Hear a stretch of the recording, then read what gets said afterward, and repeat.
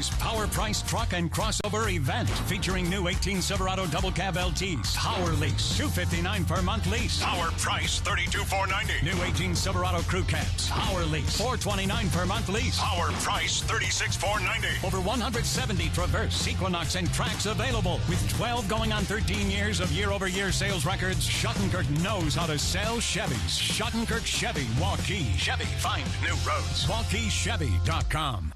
Schottenkirk Here's Chevrolet. to everyone who believes in competition and good sportsmanship, who knows it's not about the trophies or the medals, but rather the lessons learned. For those who understand, it's not whether you win or lose, just that you give your best. So go ahead, lace them up, take the field, have fun, and play. For the experience, for the memories, for the love of the game. Shields. There's no doubt about it. Saving feels great. At Mid-American Energy, we love saving too. Saving the environment by supporting tree planting, which improves air quality. Saving money by investing in wind energy, which keeps rates low. And saving you energy by providing tips to help make your home more energy efficient. Which means you can take those savings and put your energy into having fun. Saving definitely feels great. So does being obsessively, relentlessly at your service. There's no doubt about it. Miss your hometown clothing store? The one that had it all? Everything to get the work done, all in one place? G&L Clothing is your hometown Iowa store. Stop in and see us. Or we're only a click or phone call away. Family owned for nearly a century. G&L Clothing. 1801 Ingersoll, Des Moines. G&L Clothing. Your size, your style, we've got it all.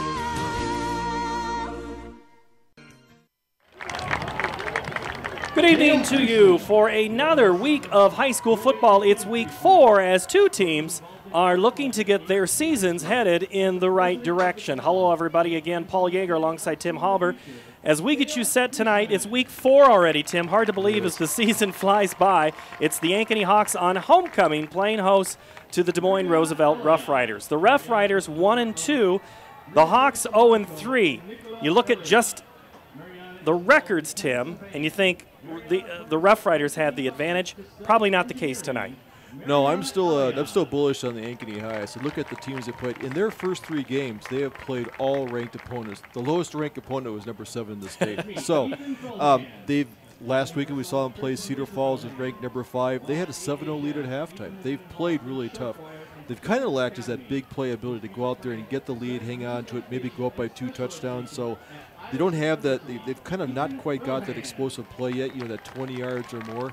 Defense is playing really tough, keeping them in ball games, kind of looking for that offense to kind of get on track a little bit and kind of get some traction tonight. This has been a defense that has kept this team in a lot of games, being the Ankeny Hawks. It starts right up front with Romello Gray, the nose guard, 6'2", 315-pound senior. Every coach we talk to each week, they say the same thing. Man, that 74 is tough. Yes, they do know his number, don't they? Yeah, they talk about that. You know, all the coaches every week says they compliment that defensive line. It's a 3-man front, but they're very active. Their linebackers are really good. They get to the ball. Those 7 people really contain the interior of that line, and even a lot of offensive lines have had a hard time working against them. So that's been the strength of this team. Even their safeties, their cornerbacks coming up, pressuring, making some great open field tackles. We are in the middle of homecoming festivities. The court is being announced. It was already selected earlier today, so there is no surprise. And Captain Jack is your king, and he's making his way across now. We've had a chance to talk to him. He's a very uplifting individual, and Jack Downing has announced, and you can hear the crowd for him. So congratulations to him. Tonight, his team, he's the manager on this squad. On the offense, it's the 3rd week now with Jace Bauer at quarterback. The thing that Coach Nelson's going to talk about, or he talked about with us earlier this week, Tim, was I've got to get play out of my offensive line. We are just struggling to run the football. Yeah, a lot of it is just I think it's not following through in the play, because in football you really got to kind of play the full play. Look for that first block, the next block, play all the way through to the whistle. I think the guys are kind of getting not kind of following through on assignments. We're going to kind of see if they can do more of that. Also, they're young at their skill positions: quarterback, running back, receiver. They got a lot of sophomores out there. I think those guys have been playing enough now that I think the game should be slowing down a little bit. Yep. Probably expecting more out of those skilled players, which are still pretty young. And Max Griffin trying to play both sides of the ball. He had the injury last week, kind of missed the last half of the third quarter and all the fourth quarter, and that's when the Tigers from Cedar Falls really kind of started to put some points on the board. It was a 7-0 Hawk lead at the break, and then it just kind of seemed like they maybe took off the gas. What was working for the Hawks was Cale Boyd. They ran a swing pass to him, but Coach says, we can't win an entire game on just running a swing pass.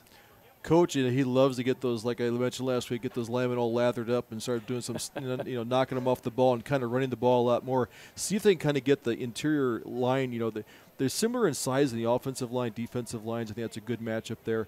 So kind of see if they can kind of find those seams, get inside. Bauer runs really good for a quarterback, so we'll see that misdirection, kind of maybe he can open up some of the lanes and get that running game going.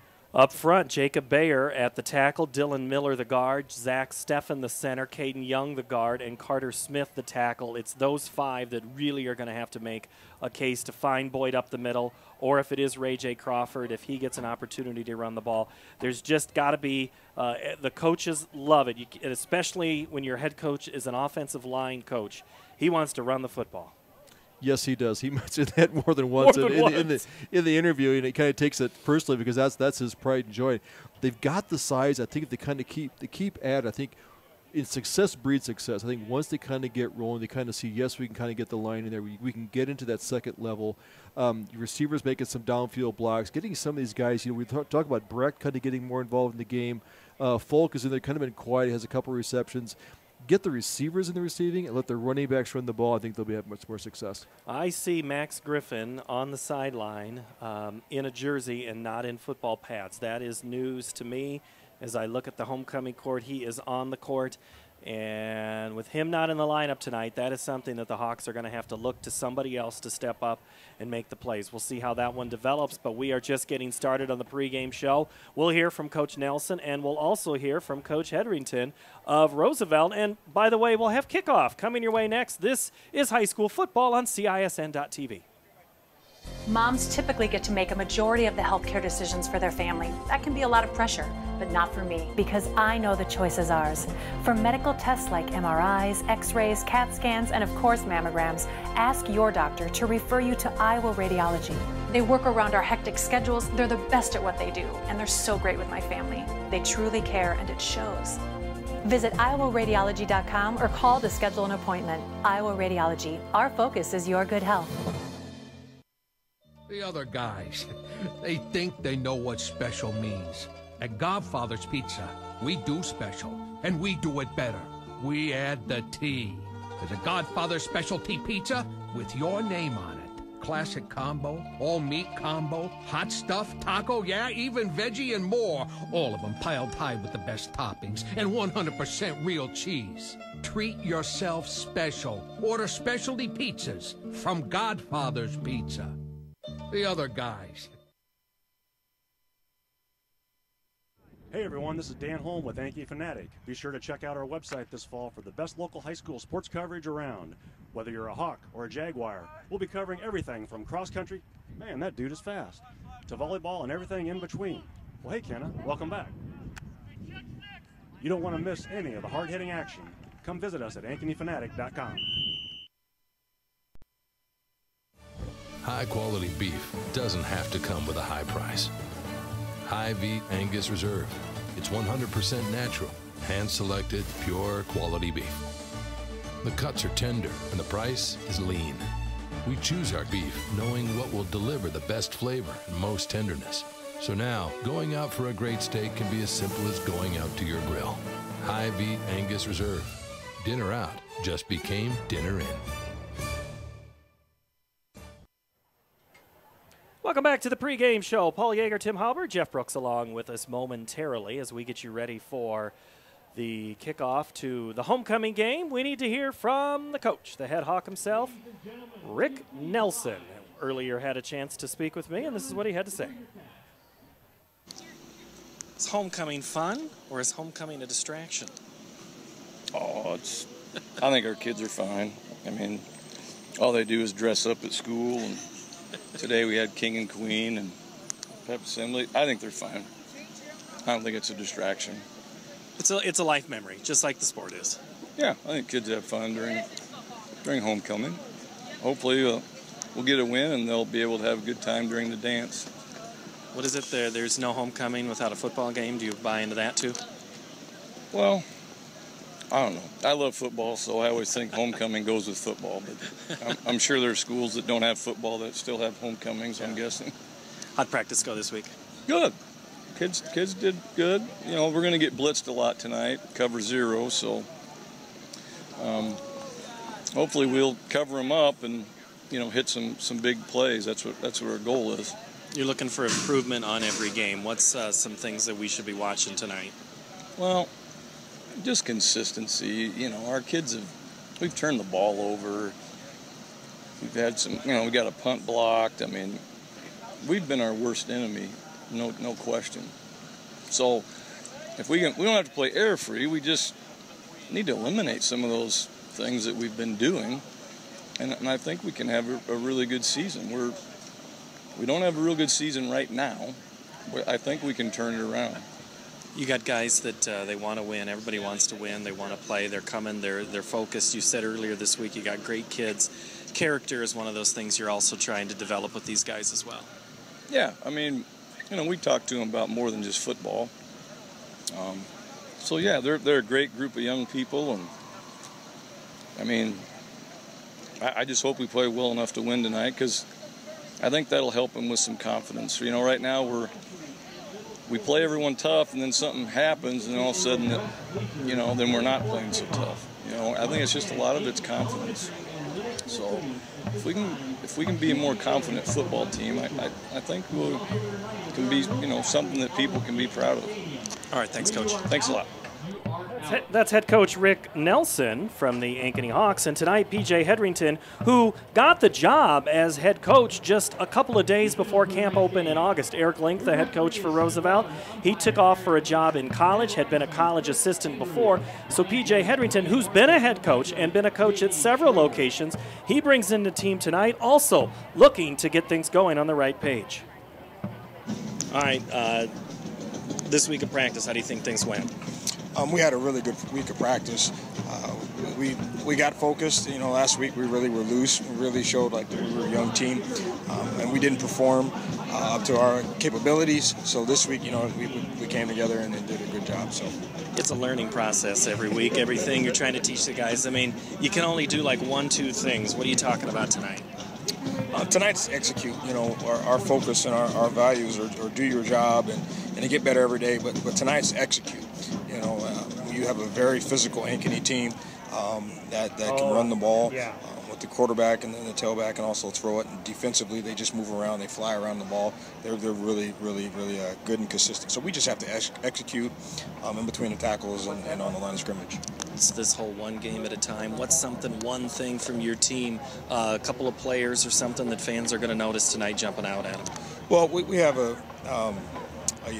an older running back, Desmond Alexander. He's very physical, and so hopefully we're going to put the ball in his hands and kind of piggyback him.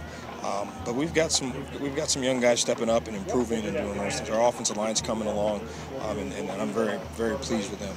You talk about the physical nature Ankeny provides to you. They're sitting there looking at you going speed and things like that, and physical nature to yourself. So football gets to be like a chess game too.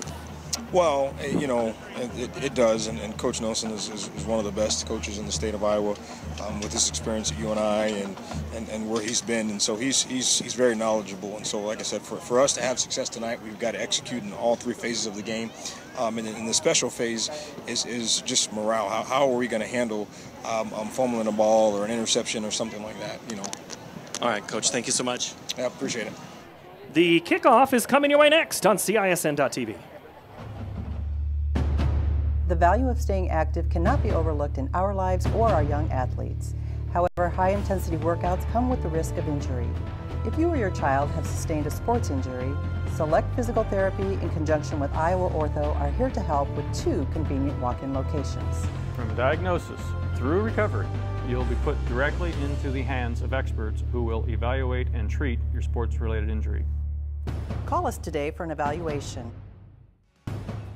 Hi, I'm Chris from Fireplace Superstore. September and October are the best times of year to sit outside, and we still have a great selection of 2018 merchandise, like this OWLE Deep Seating group. Or maybe you'd prefer wicker, like this North Cape group. And fire pits. There's nothing better than sitting out on the deck in the fall with a nice fire going. But get here soon, because the sold tags are coming out quick, and you don't want to be too late. For great deals on great furniture, come to Fireplace Superstore. Welcome back. It is moments from kickoff, and it is the lineups brought to you by Hy-Vee, and we'll give you those here now for the Ankeny Hawks. Cale Boyd is your tailback, Jace Bauer, the quarterback, Ray J. Crawford, the tailback, Brody Brecht, a wide receiver, Weston Folk at wide receiver, Cale Crimmins, Jacob Byer, Dylan Miller, Zach Steffen, Caden Young, and Carter Smith up front. For Roosevelt, on their defensive side, it's Flynn Claypool in the middle, Clarence Williams and Miles Burkhall at the tackles, Nick Bundy and Trajan Manning at defensive end, and Antonio Alzheimer at right corner. The free safety is Jamie Spinks. The rover is Jaden Singleton. The linebacking core, A.J. Vasquez, Demetrian Johnson, and Jalen Crowell. Our weather report tonight is brought to you by GNL Clothing. Currently 85 degrees, feels like 89. We're going to get somewhere around 78 degrees. The wind is out of the south at 7 miles an hour. Relative humidity 57%, and Jeff Brooks is down on the sideline. So, Jeff, can you confirm that weather report?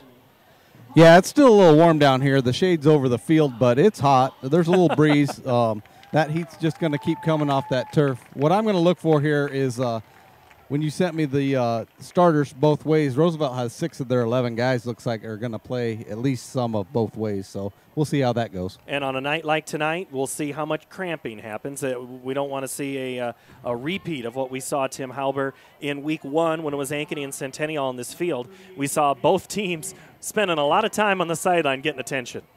Yeah, it came up the second half especially. I think they played a hard first half. You had the crosstown rivals, Centennial and Ankeny, going at it, and both sides were having problems kind of getting fluid, just kind of cramping up. Players went back in, but that's going to happen on a warm night. At least there's a little more shade now. We're getting later in the year, so the field is shaded.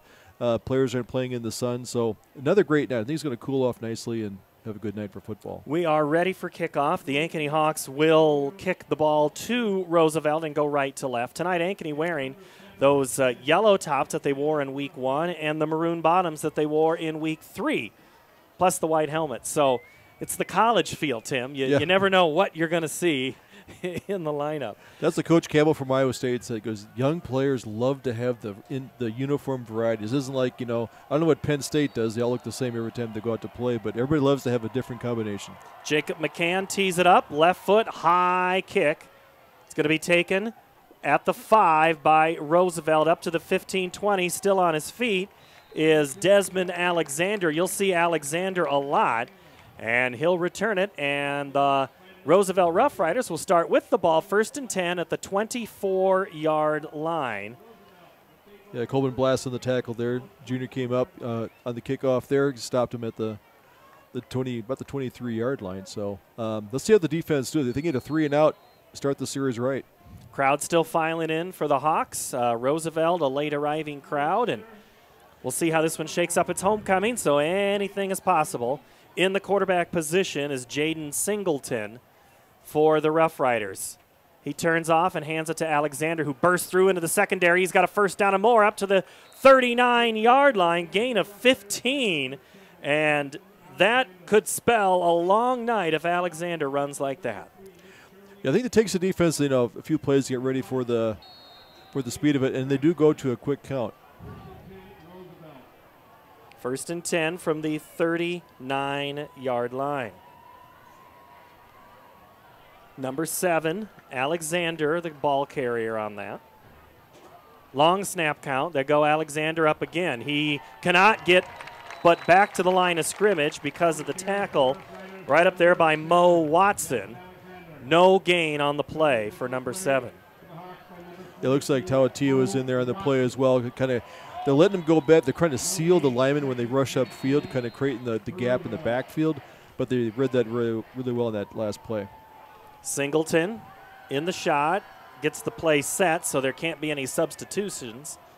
And then Roosevelt will take the full 10 seconds to get this play called, as we're now under 8. Singleton keeps it, and then he is stopped up. Penalty comes in. First there was big number 51 right up front, Caden Young, and then Mello Gray came to help. We do have a penalty. Face mask. And that's going to be called against Ankeny. It was the inadvertent face mask, so they will redo that play. No play there. And that'll happen, you know, a quarterback gets out there, you get that rush on there, and he ducks his head down. As you're trying to wrap around the shoulders, you kind of catch the face mask with the thumb. At least it's a smart, you know, it's a penalty, and I think there should be a flag there. Now we're going to go back 5 yards. So what was a big play on defense, so Alexander's first run, Tim, was pretty successful, and then the last 3 haven't been quite the same. Well, I think, like I said, you know, the coach said he's a power back. He's fast, he's shifty, so I think you have to get used to his speed. Main thing, the outside cornerback's got to keep the play in front of him, kind of keep him in the middle of the field, not let him get outside. They kind of run this read offense. They kind of get set, read the defense. Coach calls it a play, and they kind of run from there in this XYZ spread offense. They go Alexander up the middle, and he's hit at the line of scrimmage. And not much more than a gain. Coming up is a guy I've been waiting to call it. I've been wondering where Brecken Manis is. No gain of about,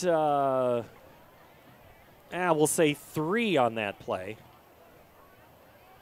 Yep, I think the defense, you know, the coach does a good job finding guys that can key on the running back like they did with Wolf last week. They're not going to let Alexander get loose. First passing situation.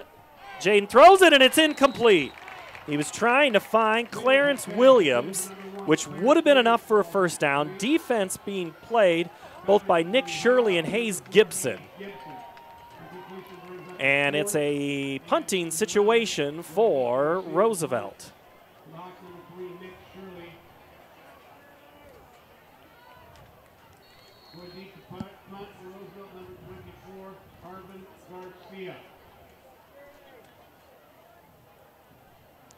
Shirley back there for the receive the punt.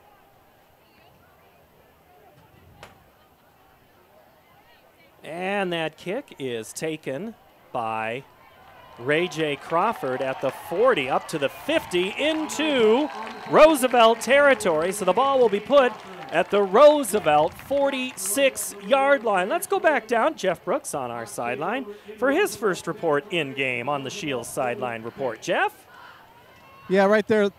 Looked like Roosevelt's offensive line did a good job initially. Ankeny settled in and had a good defensive stop. That punt return right there set him up well, so let's see what the Hawks can do. Ray J. Crawford must be feeling better if he's back returning kicks. Yeah, I would say. Yeah, thank you, Jeff, for that report. Up the middle, Cale Boyd escapes, gets into the secondary, spins his way down. He's still on his feet inside to the 29-yard line. Good block by that big fullback they got in. That number 74, we've heard coaches talk about him before. Lining up at the fullback spot. That's adding it's like sending 6 linemen out there when you run that offense. Gain of 16 on the play. Bauer rolls out, steps back, throws, downfield, over the head of Brody Breck, and a penalty flag comes out at the goal line. And the defender for Roosevelt does not like the call, and likely going to have to plead his case to his coaches, is Nick Bundy. Yeah, good pass on there. You know, Breck looked on the inside, kind of ran like a post pattern. The ball was out there. When he turned to kind of cut back to look the other way, receiver blocked his view, kind of where impeded his progress going out there. Flag, but aggressive play calling. You know, they kind of run up the middle, turn around, pass play in the second down. They're looking to kind of score early. Like I said, they get those big plays early, kind of get this offense kind of moving. And also, they're putting him in under center. That's another thing. We haven't seen a shotgun snap yet. Gibson under center again. Hands off Boyd up the middle. Boyd goes off right guard, still on his feet inside. The 15 down to the 12-yard line. Yeah, good push on the right side of the offensive line out there. Those guys, you know, Young, Smith, Steph and all kind of they're in that second level. They're about 3 yards, 4 yards downfield making their blocks. That's gonna running backs love to see that. Gain of 4 or gain of 6. Go Boyd up the middle again. Boyd gets into the secondary. He's into the 4-yard line. Cale Boyd enough for a first down. It'll be 1st and goal for the Hawks. Once again, in between the tackles, they're running up the middle. No fullback there, just a straight single back formation. Quarterback under center. Coach said he liked to get the ball, running the ball. He's doing a great job here this very first drive. 30 of the yards on this drive are all Cale Boyd's. Will he get the last 4? He gets the opportunity. Boyd up center, towards the middle. Touchdown! Number 15, Cale Boyd, 4-yard touchdown run. It is number 38, Jake McCain. Cale Boyd from 4 yards out. That is what the Hawks needed for the boost of confidence, Tim. Yes, that took them all 4 plays. Then with the pass interference, they gained a little bit, but that was a really good drive. Offensive line kind of established their dominance there, and I think that's a good sign, especially this early, with only 8:21 left to go in the first quarter. Extra points good. 7-0 Hawks from Ankeny Stadium.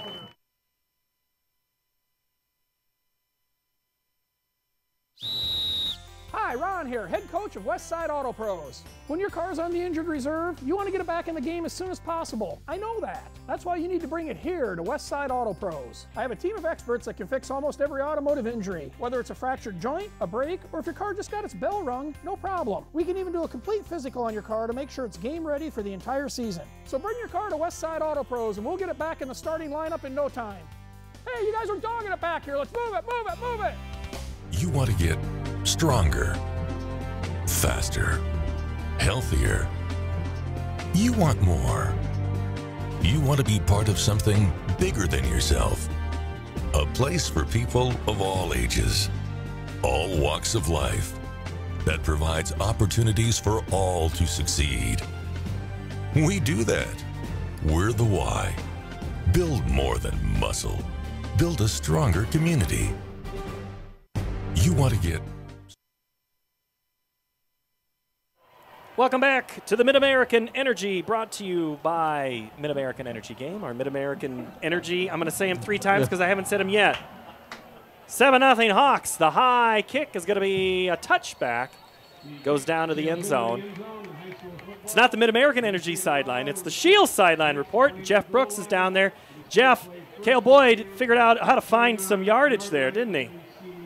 Yeah, once again, though, I'm going to give a lot of the credit to that offensive line. They had a great push on those plays and gave him cracks to get through, and he certainly took advantage of it. 4 plays, 46 yards, capped by a 4-yard touchdown run by Boyd. You got to like that. I think the coaches talk about his offensive lineman. When he had the early week press conference, he wanted to emphasize that they kind of get moving, get downfield, finish their blocks, and that was a great example of what you should do as an offensive lineman. Singleton sends a man in motion, goes up Alexander up the middle, and boy, he is just stuffed right there. Ayeti Tawatia with a stop after a yard gain. He's in there. Manis is in there. Just kind of really pinching that down, not giving him any room to run up the middle. 2 receivers come to the near side. Singleton will now look to the play. And I have to, I told Jeff Brooks what Coach Hetherington was wearing. Jeff, that's what he was wearing when he arrived. He's now in the great tie-shirt combination, and so he kind of stands out. That's class.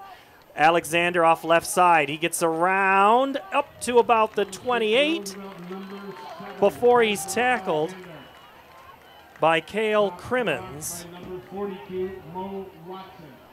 And Watson in there as well. Yeah, it looks like they're going to run the ball, kind of soften up the outside there. I'm kind of looking forward to see when they do these wide. They kind of split the players out. They got 3 wide here on the right side. Kind of seeing they, bringing the, as Ankeny brings the safety up. See if they're going to get those spread out there.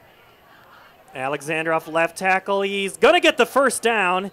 Good first and then second effort. Ray J. Crawford came up, as did Reese Pitts. Just a little too late, though, Tim, and that moves the chains, and that's Roosevelt's first down of the game. Yeah, it didn't have to. He doesn't need much of a hole. He is a big, strong running back. Gets up there, he lowers his head. He definitely is a north-south runner, not an east and west. So he does get in there, hit the hole pretty hard. Very physical, very hard to stop. And what Coach Hedrington says, hey, we need him to have the ball 20 times for us to win. He's not going to get it here. It's a pass. It's tipped, and actually I think it hit the Roosevelt player. It was intended. It looks like Kroll out there, but he kind of hit him right in the shoulder pad, bounced up, and I was looking for that, they used to yell, Oski, and that ball's up in the air. That's a cornerback's dream to pick that thing off and, do the pick six. Ball again from the 31 on second down. 2nd and 10. Handoff Alexander. He gets outside for a moment, and then he is wrestled down. First there was Connor Rainey. Mello, though, finished him off. Gain of a couple. Yeah, good read there. He couldn't get outside. I think that's the key to this. He wants to look outside, bounce it up, closing off your lane. Good, lane responsibility, knowing what your lane, what you're supposed to be doing on defense. Don't get over eager. Play your position, and I think you'd be fine. Gain of third down on the 33. Rolling out, throwing, catching, and getting the first down is Antonio Alzheimer. A pass completion, good for almost 10 yards, up to the 45-yard line. Gain of 12 on that play. This is a good drive, Tim. Sorry, go ahead. Yeah, a little left-hand rollout out there. You weren't expecting him to roll to the left, kind of go. The receivers are to the right, so you kind of found that little seam there up the middle. Option, and the quarterback is going to be snapped, and the ball or tackled, and it's Ankeny football. Hawks get the turnover. I saw Mello out there. He was chasing the quarterback, and as he let up with the speed a little bit to kind of make a cut, he hit him in the back. Ball's out there. That's what we were talking about earlier. Is, the defense making a big play, flipping the field. Now the offense, it's their second drive starting on, the north side of the 50. That's kind of where you want to be. So they're doing a favor. So the offense, let's see if now they can go and take advantage of this great field position and make a big drive. Ball at the 39-yard line. Jeff Brooks, that one, I won't say textbook turnover, but that was a nice defensive play. Yeah, it sure was. The Roosevelt quarterback just hung onto the ball a little long, didn't make his decision quick enough, and got caught up. Boyd tossed to the left. Still running, still on his feet. 30, 20, tiptoes down the sideline. They're going to say he stepped out at the 23-yard line. This is a different Cale Boyd. Yeah, it wasn't for the sideline markers, he'd still be running. I want to say, Brecht out there as a receiver, that's one thing you want to do is your receivers get out there and get a block. He kind of sealed it, kind of created that. He had a full head of steam. Nobody touched him as he got out there. So a good play by the offensive line blocking, the Boyd's running, and also receivers doing their blocks. Gain of 16 for Boyd. First down, Boyd now right. They stunt, and it works. Nice play behind the line of scrimmage.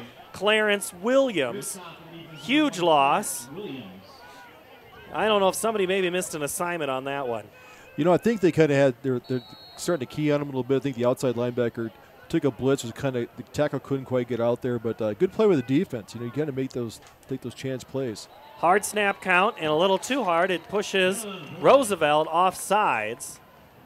And so unless there was an Ankeny lineman that flinched, and they did not, it'll be against Roosevelt.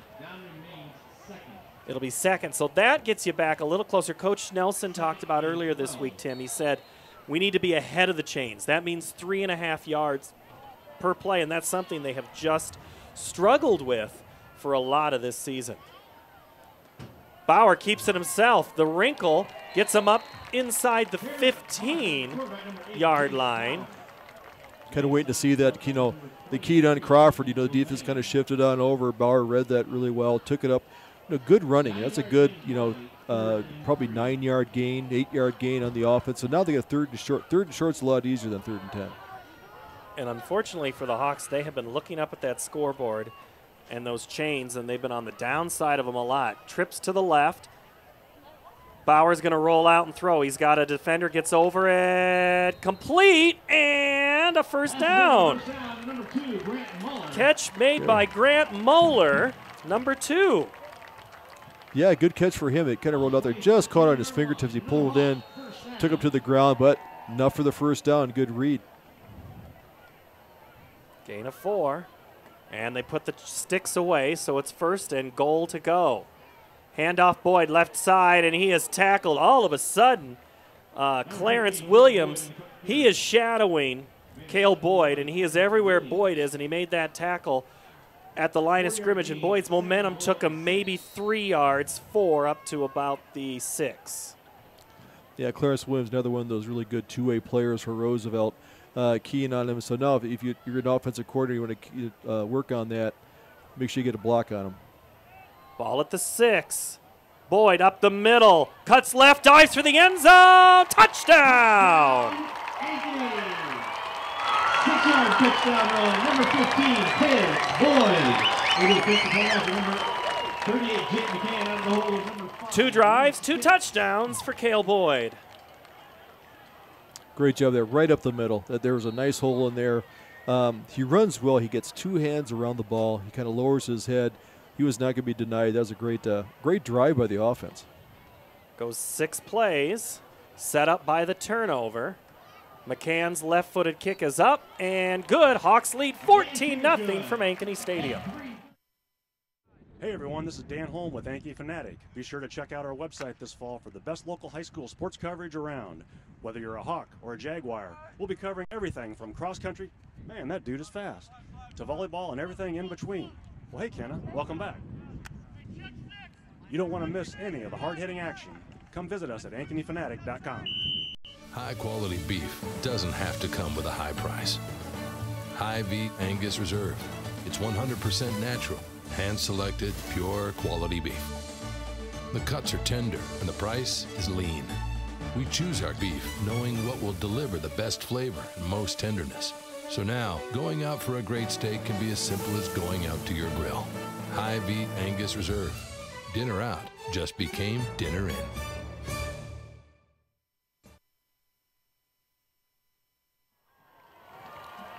Six plays, 39 yards, and a 6-yard touchdown run. No, I'm not repeating myself. That's just what Cale Boyd did. 2 6-yard touchdown runs, and the Hawks lead 14-0 with 3:37 to play here. Paul Yeager, Tim Hauber, Jeff Brooks down on the sideline. This is CISN.TV. And, Tim, this is just what the Hawks needed. Exactly. That I think once, like confidence breeds confidence, you start having some success. So this is great to see. That kick is again into the end zone, and down on the sideline is our Jeff Brooks with the Shields sideline report. Jeff. Hey, yeah, on that drive right there, give credit to Grant Moeller. That catch he made was, you probably couldn't see it from up there, but to get that first down on that catch, that was amazing. It was a great catch, extended the drive, and they scored. Are you saying I'm not watching the game, Jeff? Is that what you're trying to say? Nah, I was just a little closer than you. Jeff Brooks down on the Shields sideline. Yes, Noah? Oh, I'm trying to get our statistician, Noah Yeager, into the game tonight, and I'm just throwing him into the wild. Just give it a shot. So we'll try to. That's one thing we know we need is a little more stats. Ball's on the 20-yard line. 1st and 10. Roosevelt, 3rd drive of the game, and they go up the middle to number 7, Alexander. And he's going to fall forward for about a yard, but it's been tough sledding. Yep, like Coach said, he's going to run him.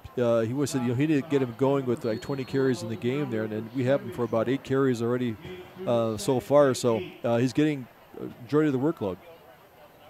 Ball at the 22, pickup of 2, 2nd and 8. Hawks showing they're a 3 down lineman front, but they got 5 guys right there on the line of scrimmage. Similar to what you might see out of Nebraska. Alexander goes right up off left tackle, and I got to give a good block there. Roosevelt has their own number 74, and that's Jamal Johnson. He really made a lot of that play happen. Yeah, they got some guys. Tackles are pretty good size, 250, 275, 240. So they got some size up there. If they can kind of get the blocks, get the seal blocks. But give Ankeny credit. They've been beating the blocks, kind of getting him in and not getting blown off the line. Gain of 5, third and short. Alexander off left side. He's close to the sticks, and he got it. He got it. Got up to the 31, so gain of 4. Flag in the backfield, but usually means that when the lineman moves, somebody might have moved out of motion, got a holding call. Those are even a bigger penalty, so that kills an offense. When you get a first down like that, and when you're lineman, you're probably an off lineman gets a hold. If they're holding, it means that the defensive line is kind of shooting the gap to get in there, so they're not moving their feet, they're getting their hands out there, so they might be getting a little tired, but it's also a good line play by the Ankeny Hawks. So this goes all the way back to the 14-yard line. What was a first down now is a 3rd and 16. Rolling out, throwing as he hits. It's a short, it's a jump ball. Singleton was trying to find Alzheimer on the near sideline. Would have been well enough for a first down, but he had some pressure, and I think it was coming from Manis, don't you think? Yeah, Manis came in, from the middle linebacker spot, came in blitzing around the left side, so when Singleton set up the pass, you can't get a forward motion when you have a linebacker hitting you from the front side. So that ball kind of came up to like a duck, went out of bounds. I thought it would have been up there for grabs for a pick 6, but no, good play by Manis, kind of forcing that, not letting him get a good throw off. So incomplete, and now Roosevelt will have to punt from their own goal line. High snap, left-footed kick, good punt, and Shirley lets it go out of bounds. And this will be one of their worst starting field positions, and that's saying something when it's on their side of the field at the 49. When that kick comes out there and it starts bouncing on this turf, it's a good play by Shirley. Like, if I can't get a clean pickup, that thing's not bouncing, stay away from it, let it roll out of bounds. The offense is moving well. Don't do something, don't shoot yourself in the foot. So smart play by just letting the ball roll out of bounds. Well, the Hawks come out, third offensive series here of the first quarter, just under 2 minutes to play. Already leading 14-0, and now a different look as the Hawks go to the shotgun formation. Bauer sends a man in motion left to right. They're going to go Boyd up the gut, and he'll somehow get some push. So I see a couple of linemen not quite finishing off the play. They weren't in the play, but those that were there helped Boyd get about 3. Looked like a rugby scrum out there. There's the big lineman getting out there kind of pushing forward, but that's what you want to see is that even when he gets hit at the line of scrimmage, that the line's going to push forward and at least get positive yards. Ball now goes to the Roosevelt side of the field, 2nd down. And now Ankeny does their quick set offensive series. Signals come in, play clock at 10. Bauer to pass, not there. He's going to run to the right. He's got some space, got the first down, ducks out of bounds at the 35-yard line. However, it's going to be coming back because of a holding penalty. Just like Roosevelt had a problem, now Ankeny is bit by it. Yeah, he dropped back to pass, did a quick look, and that's probably why he sprinted out of the pocket, because the pocket started to collapse. Lineman gets out there, doesn't want the quarterback to get sacked, so does a hold. The only advantage here is that you don't lose a down. You still get the down, so it's going to be a 2nd down play, but 2nd and long. But let's see if they can pick up. You always like to gain at least half of your distance here on one of these long yardage plays. So the ball goes all the way back to the 41-yard line on their own side of the field. That is a tough penalty. It'll stay 2nd down, but 2nd 19. So now you're absolutely behind on the chains. Probably looking to just maybe cut this in half and hope for a better play on 3rd down. Not trying to get it all here. Bauer, though, goes down deep, short. Would have been a first down, thrown at Brody Brecht. Also in the neighborhood was Jordan Comm, incomplete. It'll be 3rd down. Yeah, it's always a dangerous play, throwing it down the middle like that. Smart play, threw it. It was going to be short and drop, or else Brecht is going to come up with the catch. So now you have your 3rd and long. You want to get at least back to the midfield stripe so you can get a better punt inside the 10. 3rd down. Bauer again, lots of time, flushed. Throws, caught on the far sideline, and a first down! Weston Falk comes to the rescue. That was just a dump and dink pass, Tim. Oh, Folk is number 82 and just third and 19, and he got picked up 20 yards. But, he just kind of went out there. Heads-up play by Bauer. Took a run, stopped, saw him out there, flicked it out there, and he was wide open. So, good heads-up play by Bauer. Number 82, Weston Folk, but they go number 15, Cale Boyd, up the middle. Not quite ahead of the chains, but still positive yards. Again, something that the Hawks have struggled with here as we approach 20 seconds, and I'm not sure. Let's see if the Hawks go try to squeeze in one more play here in the first quarter. 14 points is the most they've scored all season. And they've scored it all in the first quarter. Bauer back to pass, throws down the far sideline. One open, Brody Brecht, incomplete, but there's another penalty flag at the 5-yard line. And again, Nick Bundy says, what did I do? What do I have to do? Well, he did all he could do because that was going to be a touchdown because Brecht had got behind the defensive back. He's getting out there. He's beating the corner, and the corner's following him. And you got a man-to-man. Took him downfield, and then he went up for the ball, and the guy just took a swipe. He goes, I can't let you catch this. So I'd rather give up the 15 yards than giving up a touchdown. Well, hey, 15 saves you 6. That's right, temporarily. For now. 4.1 on the clock. So the Hawks, the most they'd scored prior to tonight was 9 points against Johnston. They have 16 on the season. Can they get 21 in this quarter? Bauer keeps it, and he gets to the outside, 20, 15 down the sideline, steps out of bounds, and that'll end the first quarter. The Hawks will have it at the 16-yard line when we come back. This is high school football. Ankeny 14, Roosevelt 0 from Ankeny Stadium.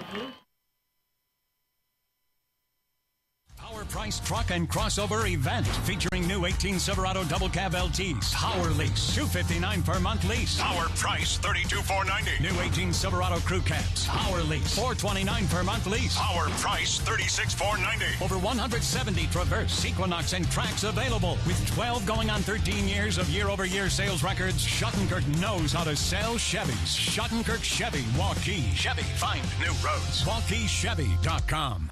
For everyone who believes in competition and good sportsmanship, who knows it's not about the trophies or the medals, but rather the lessons learned. For those who understand, it's not whether you win or lose, just that you give your best. So go ahead, lace them up, take the field, have fun, and play. For the experience, for the memories, for the love of the game. Shields.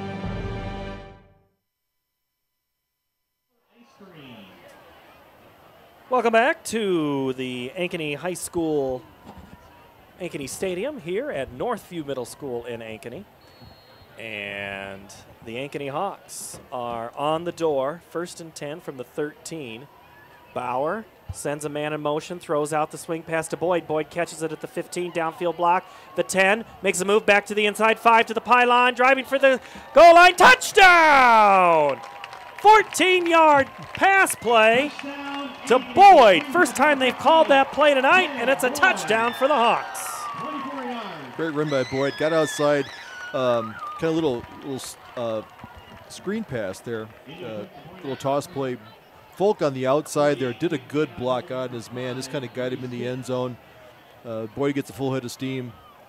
Big score, 13-yard score. 8 plays, 51 yards. Because that's where the drive started, but they went backwards and got more yards. The extra point is good. Hawks lead 21-0 at 11:49 to play here. We're back in a moment on CISN.TV.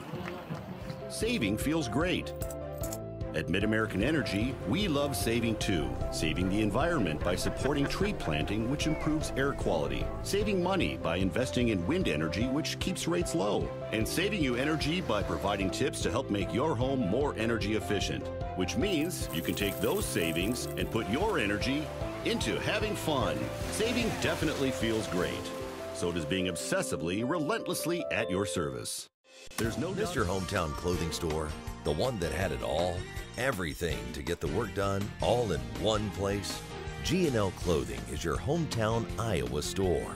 Stop in and see us, or we're only a click or phone call away. Family owned for nearly a century.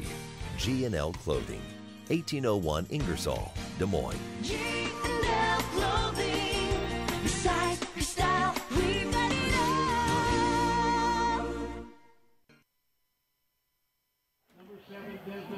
Ankeny Hawks have scored 21 points, Jeff Brooks, on our Shield sideline on this game brought to you by Mid-American Energy. So, Jeff, they came right at you on that drive. Yeah, they did. Well, so Cale Boyd's having a heck of a game, but let's go back again to Falk's catch with 3rd and 18 or 19. Glad they don't have college and NFL review there. His foot was out of bounds, but hey, it counts. Let's go. Short kick, and it's going to be a run-up and then a fumble and almost back at the 10. Trying to make a move is Alzheimer, and boy, he struggles. Gets to the 14-yard line. And we do have a penalty flag back at the 35.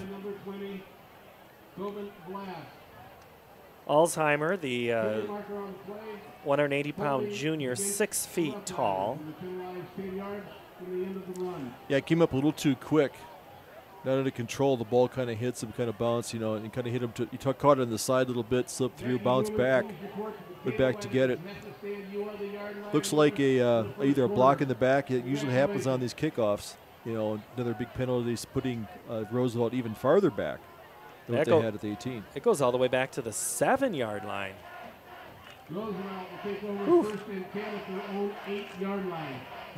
Now the defense is getting a little more excited. They're playing well. They're playing downhill. They're kind of playing in their backfield.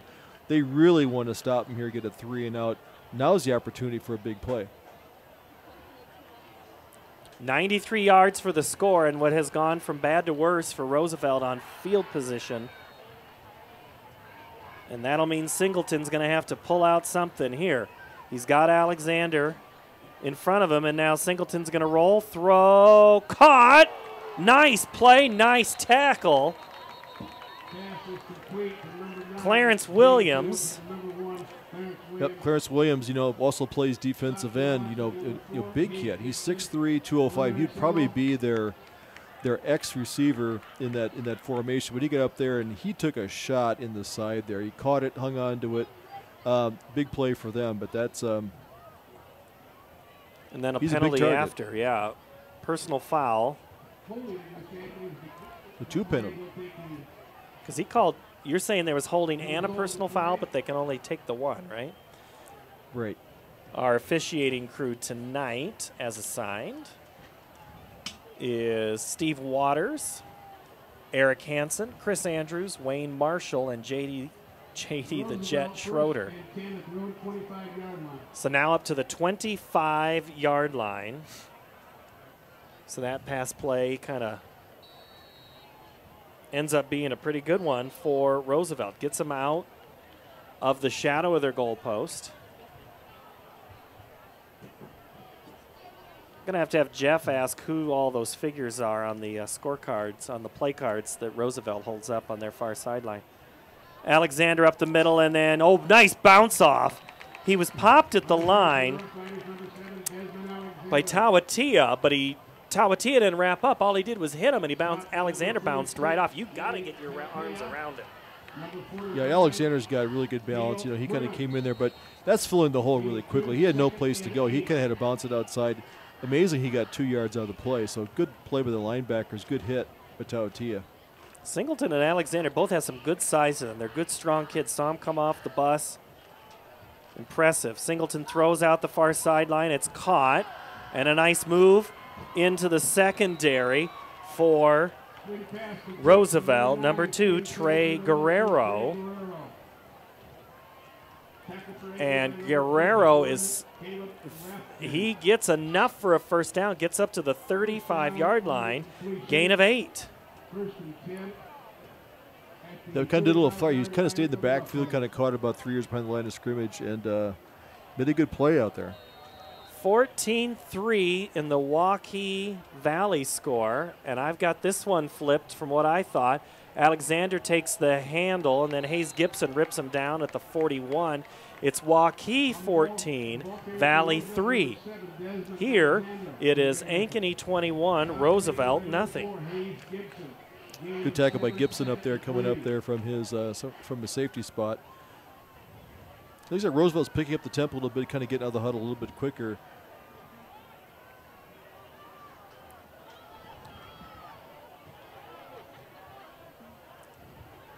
Gain of 6 on that last play.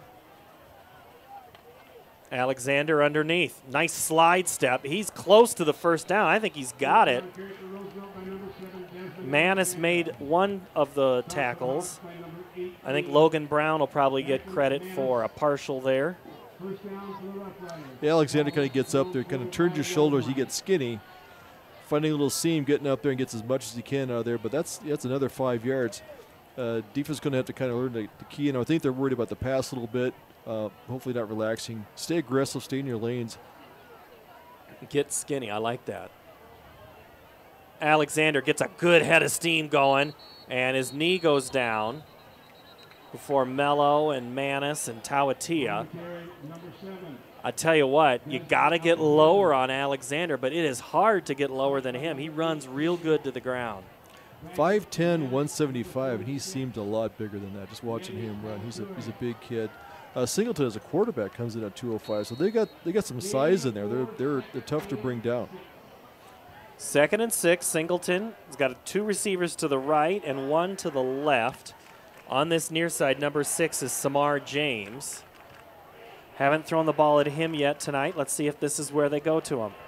Instead, it's Alexander running around right side, and Alexander extends out of the reach of Connor Rainey before the tackle is Chris Parks. But it's enough to get into Ankeny territory at the 49. It is, though, still 3rd down. I'm trying to pick up his play in the outside linebacker there for Griffin, kind of turn the play in. Up the middle again, and it's going to be short of the first down. Alexander not there. Mello Gray. And also Caden Young is in there, getting a little more time tonight. Decision time. What do you do here, Tim? It's 21-0. I think they go for it. They got the running back. I think they have a lot of faith in him. I would imagine he's going to carry the ball. Some kind of a rollout option, with Singleton. We'd be surprised if Singleton ran the ball. But I think, they kind of pull their lineman and kind of get a lot of people out in front of him. Let him find, like I said, let him get skinny. We've seen him before. He needs 2 yards. All he needs is about 2.5 for the first down. Well, the Roosevelt Rough Riders are going to take a timeout, and will step away as well. Ankeny leads 21-0. It'll be 4th down, Roosevelt, when we come back. Moms typically get to make a majority of the healthcare decisions for their family. That can be a lot of pressure, but not for me, because I know the choice is ours. For medical tests like MRIs, X-rays, CAT scans, and of course mammograms, ask your doctor to refer you to Iowa Radiology. They work around our hectic schedules. They're the best at what they do, and they're so great with my family. They truly care, and it shows. Visit iowaradiology.com or call to schedule an appointment. Iowa Radiology. Our focus is your good health. They think they know what special means. At Godfather's Pizza, we do special, and we do it better. We add the T.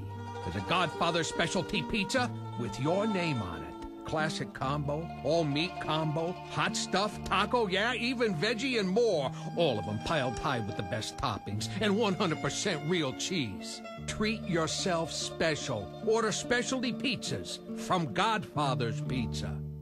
The other... 4th down for the Ankeny defense and the Roosevelt offense here. This is what P.J. Hedrington wanted. He got to execute big plays. That's what he talked about in the pregame. Alexander is your lone back. If I had to bet, Alexander's your guy here. In motion. Oh, and the snap gets away from Singleton. The throw, and it was off the fingertips. Would have been enough for a first down. It was the man in motion, number 10, Jalen Crowell. But it'll be a turnover and down. That play, they almost made it work even on a bad snap. Yeah, I'm sure that the Roosevelt coach over there is like gasping for air because you see his quarterback pick up a bad snap and throw it across the field, number 10, and then just went off his fingertips. But big break there. But defense, good rush there. Don't let the quarterback get his feet. So now, once again, this is their worst field position. They started now here at their own 47-yard line. So that was what I was going to say. Let's see if they get out of this hole. Ball on the Ankeny side of the field. And the way the Hawks are moving, it won't be there very long. Ray J. Crawford gets the call. The 1,000-yard rusher from last year runs a little high on that, I think is what Coach will tell him in the review. But Ray J really wants to run the football. He gets 4.5, almost 5 on that play. Once again, that's right behind the center and the two guards, so they're really moving the lineman off the ball there. So now the ball's on the Roosevelt side of the field. Bauer's pocket collapses, and then he just throws it short. He was trying to find Jordan Kumb, but it is incomplete. Kumb looking for a little bit of help from the officials, but Bauer was lucky to kind of just get rid of that one. Yeah, and get back to the line of scrimmage. You know, he was outside the pocket, but started collapsing around him. He had a little bit of time, so it's hard to get the receivers open. So here, now big doubt, 3rd and 5. Let's see what they do on their offense.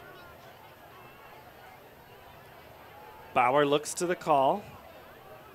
Play clock at 15, under 7 to play. Clock is stopped on the incomplete pass. And now we're going to have a timeout, Ankeny. We'll come back in a moment. Ankeny leads 21-0 on CISN.TV.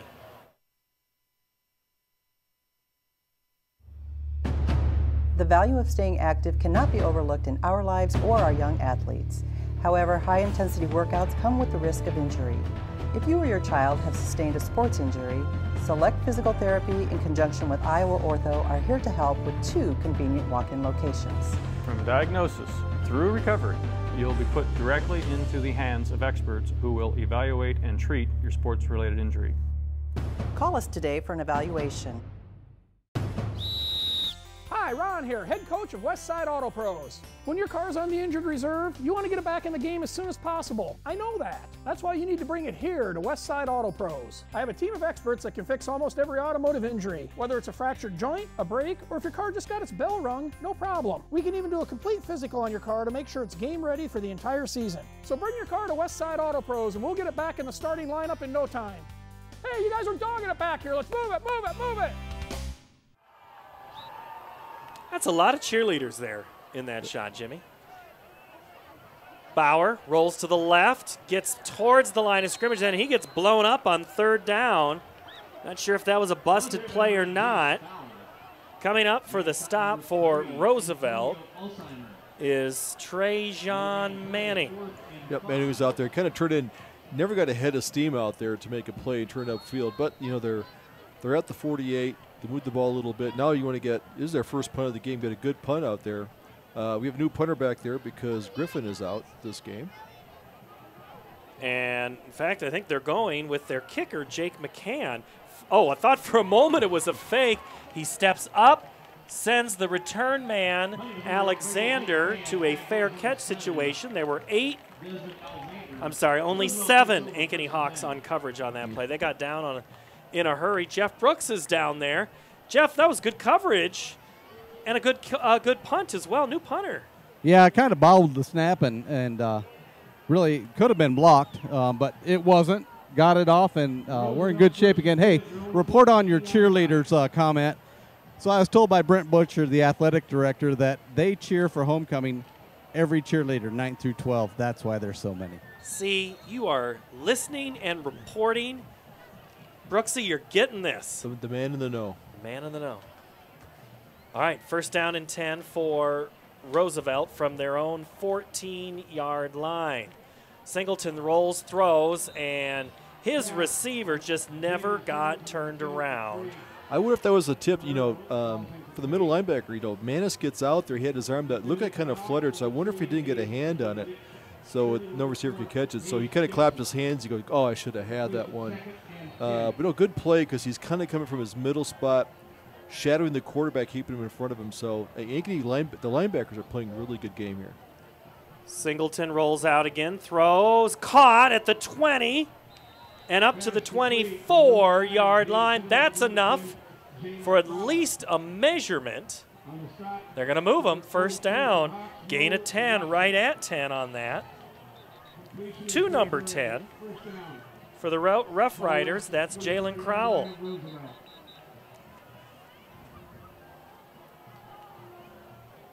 Somebody must be wondering about a measurement. Yeah, I think they gave them moved the markers on the opposite side of the field, so they gave them the first down. So I think coaches are kind of arguing where the spot was. That's right. Jeff, that's right in front of you there. What do you have? Is that kind of what you can hear in the conversation, Jeff Brooks? Yeah, I'm trying to catch in on that as well. Sorry, you kind of caught me off guard. I'm taking some notes, but yeah, I think they were questioning the spot of the ball. All right. Thank you, Jeff Brooks, on our Shields sideline. 1st and 10 from the 24. Third play of the drive for the Rough Riders, and it goes to Alexander. Knocks over his own lineman, but that's because his lineman was in the right spot in the secondary. Finn Claypool did a really good job there. Gain of 8 on the play for Alexander. Yeah, the defense is getting a little spread out. I think they're kind of watching the wides. They're kind of concerned about the passing game. Let those interior 4, 5 linemen kind of take care of the blocks here. But yeah, you want to kind of let the running game get going. Alexander darts in, then out. Makes a move, gets skinny, gets to the 40, which is enough for a Roosevelt first down. I'll tell you, this Alexander kid can run the football. Yeah, Crimmins had broke through the line and kind of caused him to bounce outside a little bit. I thought he might get a good angle on getting that tackle. But yeah, he is shifty. He kind of gets out there, turns his shoulders, and then he scoots. He does hit the hole really well. Good open field tackle there, but now we kind of see him kind of pinch him down and keep an eye on him. Gain of 7 for number 7, which is good enough for a first down. Clock moving under 5 with 5 on the play clock. Roosevelt trying to shrink the game a little bit. Alexander goes in, then out. And Ray J. Crawford makes the tackle, gain of about 5. Here's the thing, Tim. Notice how a lot of these plays he's going in and then out. Roosevelt had struggled to run the ball up the middle, but they're finding that there's openings on the outside. Yeah, kind of getting the tackles, kind of pushing them out a little bit. They're kind of finding seams. I wonder if the linebackers are kind of playing outside. They're forcing everything back in the middle so the safeties can make a play. They may give up. They're kind of a bend but don't break. You might give them 5 yards, but don't let them get the big play to the outside. Alzheimer leaves the back, or Crowell leaves the backfield. Alexander again, right side, and he is tackled back behind the line of scrimmage. Mo Watson, the stop, and it's a loss of a yard. That's one of the very few times Alexander's actually lost a yard. That time it was a stunt, and that's what Ankeny did last week a lot, Tim, was stunt.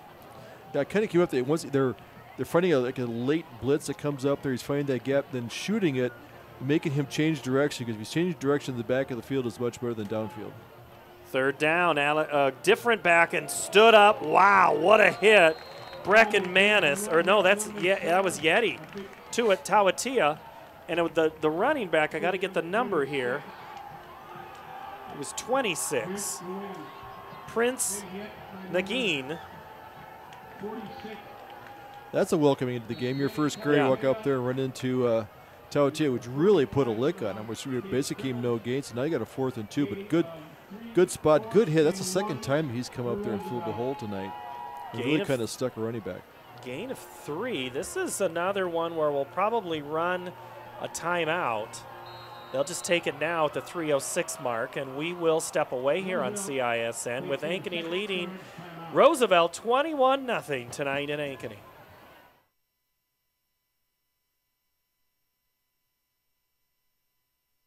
Stronger, faster, healthier. You want more. You want to be part of something bigger than yourself. A place for people of all ages, all walks of life, that provides opportunities for all to succeed. We do that. We're the why. Build more than muscle. Build a stronger community. Building a strong community doesn't happen overnight. It takes a vision for the future, the ability to turn a challenge into a success, and individuals who inspire new generations of growth. Greater Des Moines has done a lot of growing over the years, and so have we. At Brick Gentry Law, your success is something that we create together. Thank you for making us a part of your community. 4th and short Thank you for Roosevelt. 50 years. Building a strong... Alexander back into the game. Singleton going to go under center, sneak it, and no way. No way. That was Romello Gray. And also 43, who's not on my roster, or could be 45, Cale Crimmins. No, 43 and 45, so a new player on the roster. Let's see if I can... Yeah, I saw Mo Watson coming in there, but Chido. Sorry, go Carmelo ahead. really broke off his block. He just shoved the guy in the backfield, and the quarterback had nowhere to go. So the run is another turnover on downs, the second such situation for Roosevelt in this contest. Ankeny gets the ball back at the 48-yard line, 1st and 10 in Roosevelt territory. Bauer gives it to Boyd up the middle. Boyd still on his feet in the secondary. Across the 40 inside to the 43 before he's tackled by Antonio Alzheimer. Boyd the run up to the 37-yard line.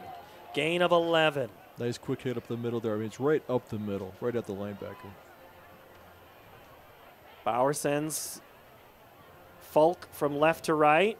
Look for Falk on the pass. They throw. Caught by Falk at the 20 to the 15-yard line. Falk went in motion. And then he catches the wheel route inside the 20. Tackle for Roosevelt. Nick Bundy. Gain of 19. No, 21, sorry. He was open. Number 82, and then 15. That's going to be Cale Boyd for his 3rd touchdown of the game. From the ground, 4th overall, the Hawks rolling now. It's the Boyd show tonight.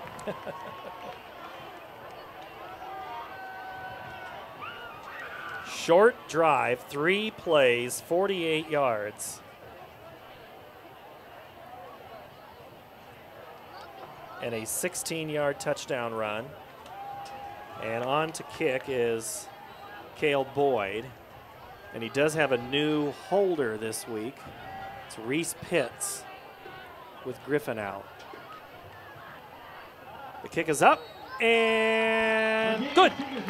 Ankeny rolls now 28-0 with 2:23 to go from Ankeny Stadium. Why do I look for the seal? It's about trust. Whether I'm buying a car, hiring a contractor, finding a tax preparer, or an honest mechanic, the Better Business Bureau seal means this business meets high standards. When I see the seal, I know I'll get what I pay for. No more taking chances and no more worries. And I feel good about supporting local businesses. My life is so much easier knowing I can always trust BBB accredited businesses. It pays to look for the seal. See for yourself at bbb.org/Iowa.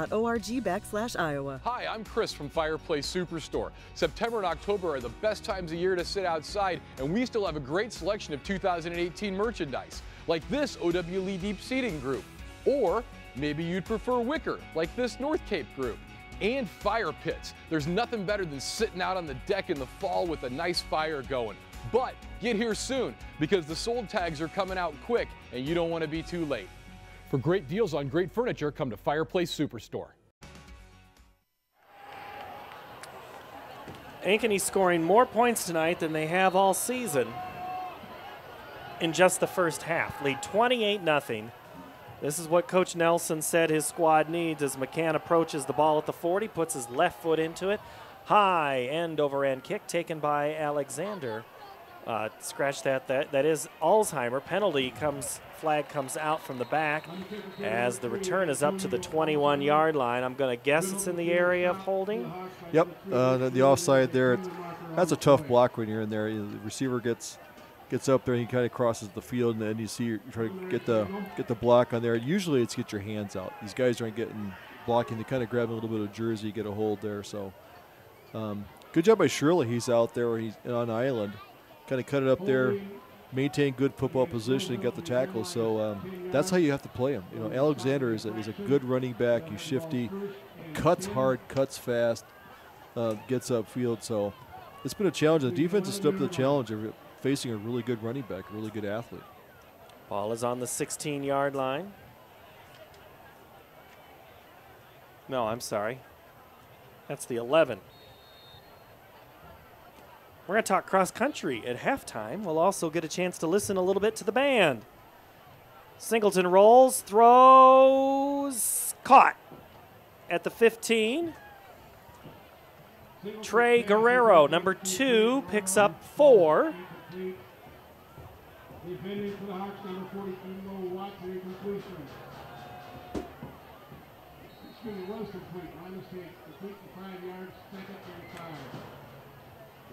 Roosevelt trying to get some positive offensive movement. The throw is just off the hands of Guerrero, incomplete. So we'll talk with John Lindemann, the head coach of the boys cross country team, and Tim Sint. Tim, I don't know if you know this, is a state champion. In boys cross country, last year's state champion. Kind of a surprise story. I know Dan Holm talked about that with us a couple of weeks ago.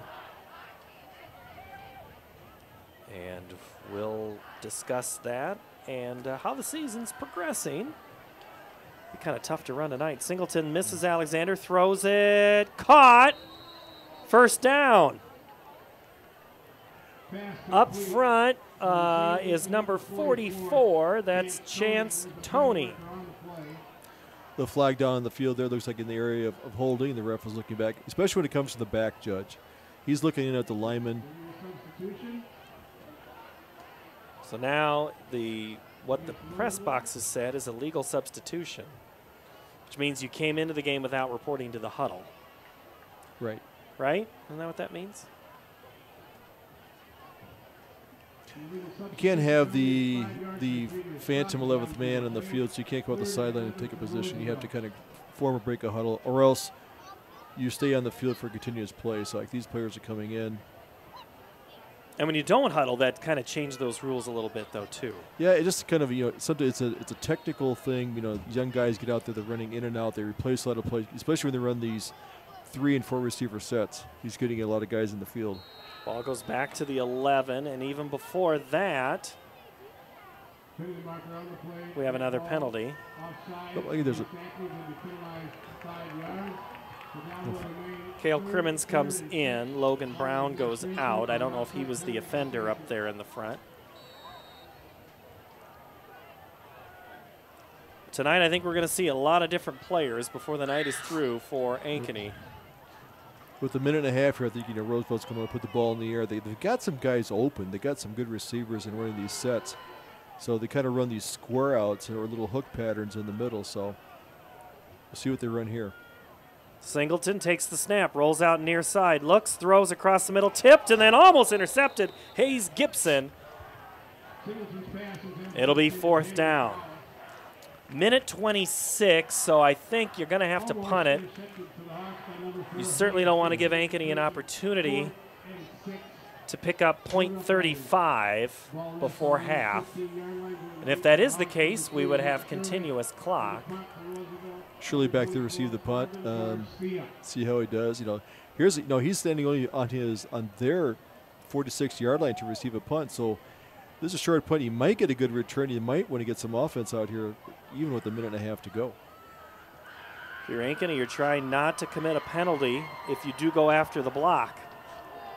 And they steer clear, and Shirley is going to run away from it. And by golly, that almost hit Ray J. Crawford. And, Coach Nelson talked about that with us this week when he said, when that punt hit our own guy in our head, he said, you could see the guys' heads just dropped. Yeah. And that was almost a similar situation. You got to be helping and talking, yelling things, fire, or whatever you call. I'm sure the coach will tell Crawford, when that thing is bouncing, run to the opposite direction. You don't, and the ball takes a funny bounce. That's what happened that week. The guy was unintentional. Thought he was 15 yards away, bounced back, caught him in the helmet. It was one of those freak plays. So Boyd gets the call, left side, gets through the line, squirts out of 1, tackle 2. Penalty flag comes down near the first down. The flag falls at the 38. Making the tackle for Roosevelt, and who I think is going to be whistled, is Jamie Spinks.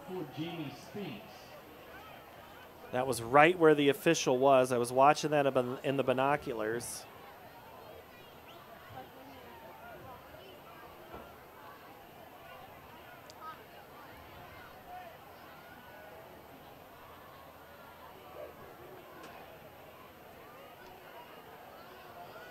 Well, they're walking north. Yep, so I'm thinking it's against Ankeny. Yep, face mask. It's declined. They will take the hold. Right? Was that a face mask, then a hold? Yep, 2 penalties on the play, so they get to take their choice. So Roosevelt sends Ankeny back to the 41-yard line. They go backwards. What had been a first down then went the other way. So 1:07. The Hawks have scored in shorter amounts of time. Let's see what they do now. You can take a chance when you're up 28. Bauer, here comes some pressure. Steps away, throws downfield. It's underthrown a little bit and then dropped. Oh, Jordan comes, going to see that one in his sleep tonight. You'll see it in film Sunday night, and you'll see it on TV tomorrow if you watch this. If he hits the replay on YouTube. Jamie Spinks was there on coverage. Well, the ball kind of hung up there. He came back for it. You know, both the defensive back went up for it, so he was up there for grabs. So I like seeing that for the coach going for it. You know, here with only a minute left to go. It's not the Kirk Ferentz way of doing things, is it? No. Bauer, they're going to run the same play again. Brody Brecht off his fingertips and incomplete. It'll be 3rd down. Play was there. Yep. And getting an escort down the sideline was Nick Bundy was providing the assistance of was there in the pocket of Brecht. That ball was well thrown, just good defense there. Right off his fingertips. I don't know if they're trying to tire out Bundy. So now they might run the ball at him again. But here now you got 3rd and long. May want to get something that runs the clock here. Well, maybe, because if you don't get it, you punt it, you're likely going to have and Roosevelt's going to take a timeout and conserve a little bit of that clock. 28-0, 44 seconds left before half when we come back on CISN.TV. We might not always know what the day will bring, but some things are certain. The sun will rise and your lights will go on. That's because at Mid-American Energy, we're obsessively, relentlessly committed to providing you energy when and where you need it, to connecting with you and keeping our communities safe and strong.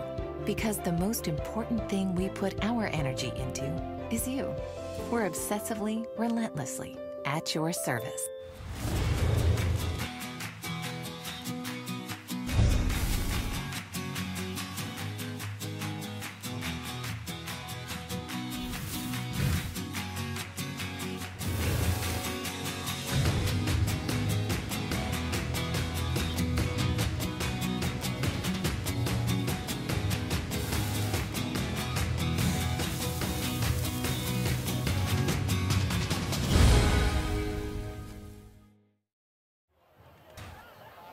Near full house on the near side, seeing a pretty darn good game as the band has exited the stands and made their way onto the field. We will show you some of the band tonight. That's something we haven't been showing you, and then we'll talk cross country.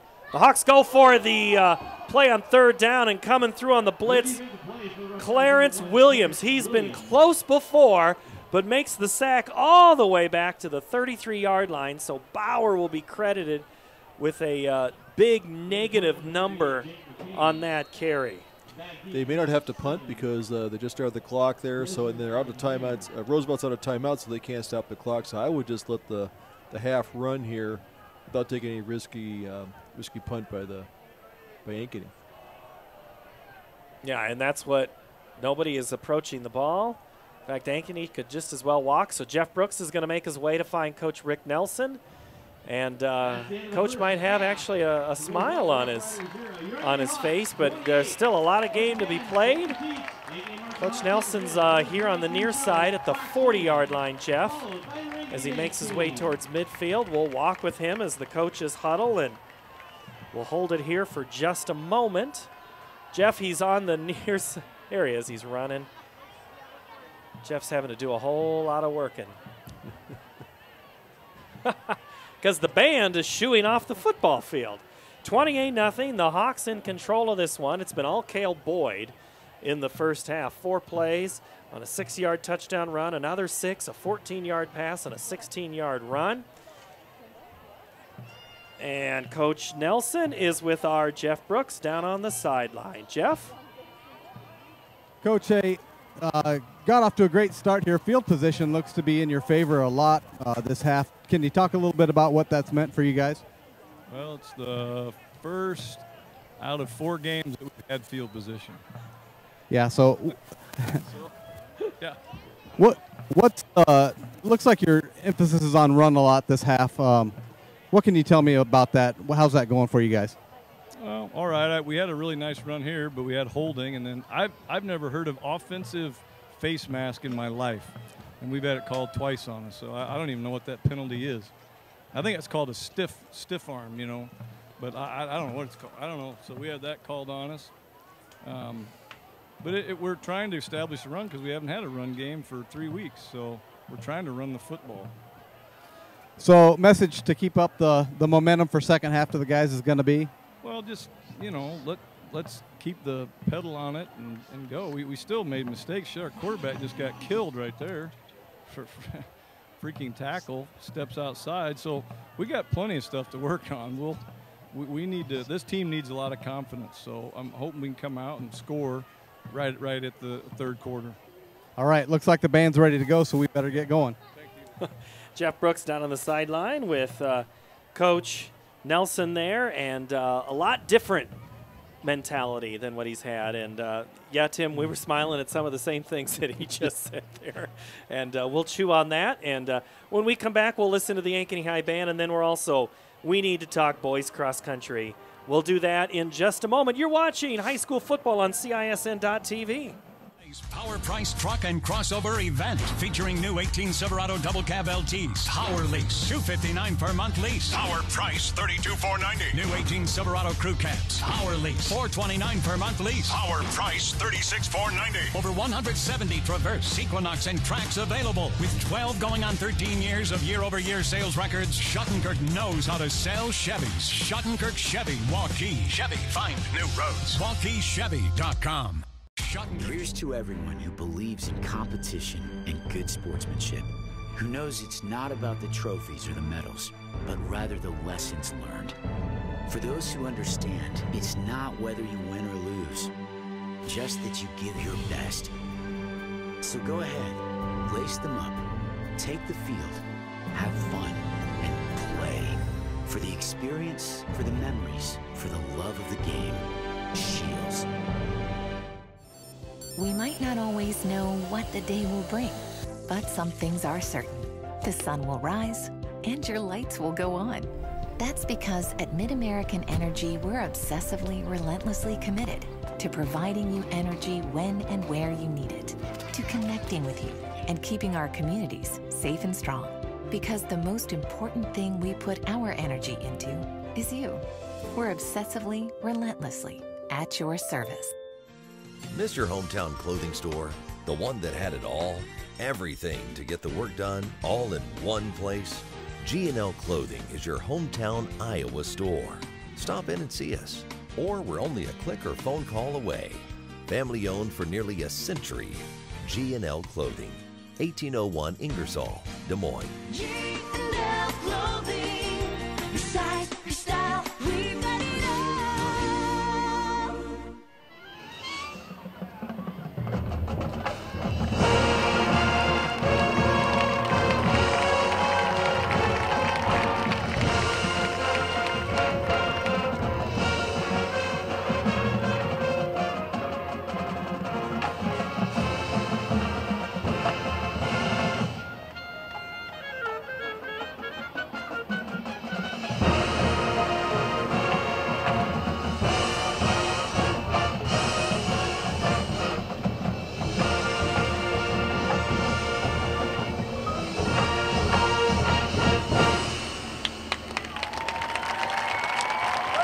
the Ankeny High School Marching Hawks under the direction of Joel Poppin, and we have a chance to listen to them just a little bit, and we will take a break and then continue our halftime.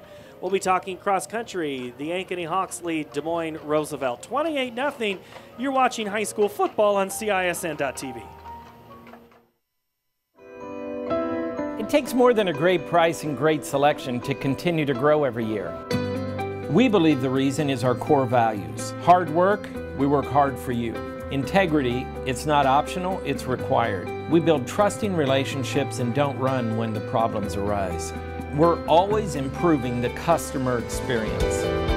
It's been the Schottenkirk way for over 50 years. Schottenkirk Chevrolet, Waukee, and the all-new Schottenkirk Ford, Indianola. Hi, I'm Chris from Fireplace Superstore. September and October are the best times of year to sit outside, and we still have a great selection of 2018 merchandise, like this OWLE Deep Seating group. Or maybe you'd prefer wicker, like this North Cape group. And fire pits. There's nothing better than sitting out on the deck in the fall with a nice fire going. But get here soon, because the sold tags are coming out quick and you don't want to be too late. For great deals on great furniture, come to Fireplace Superstore. Hi, I'm Chris from Fireplace Superstore.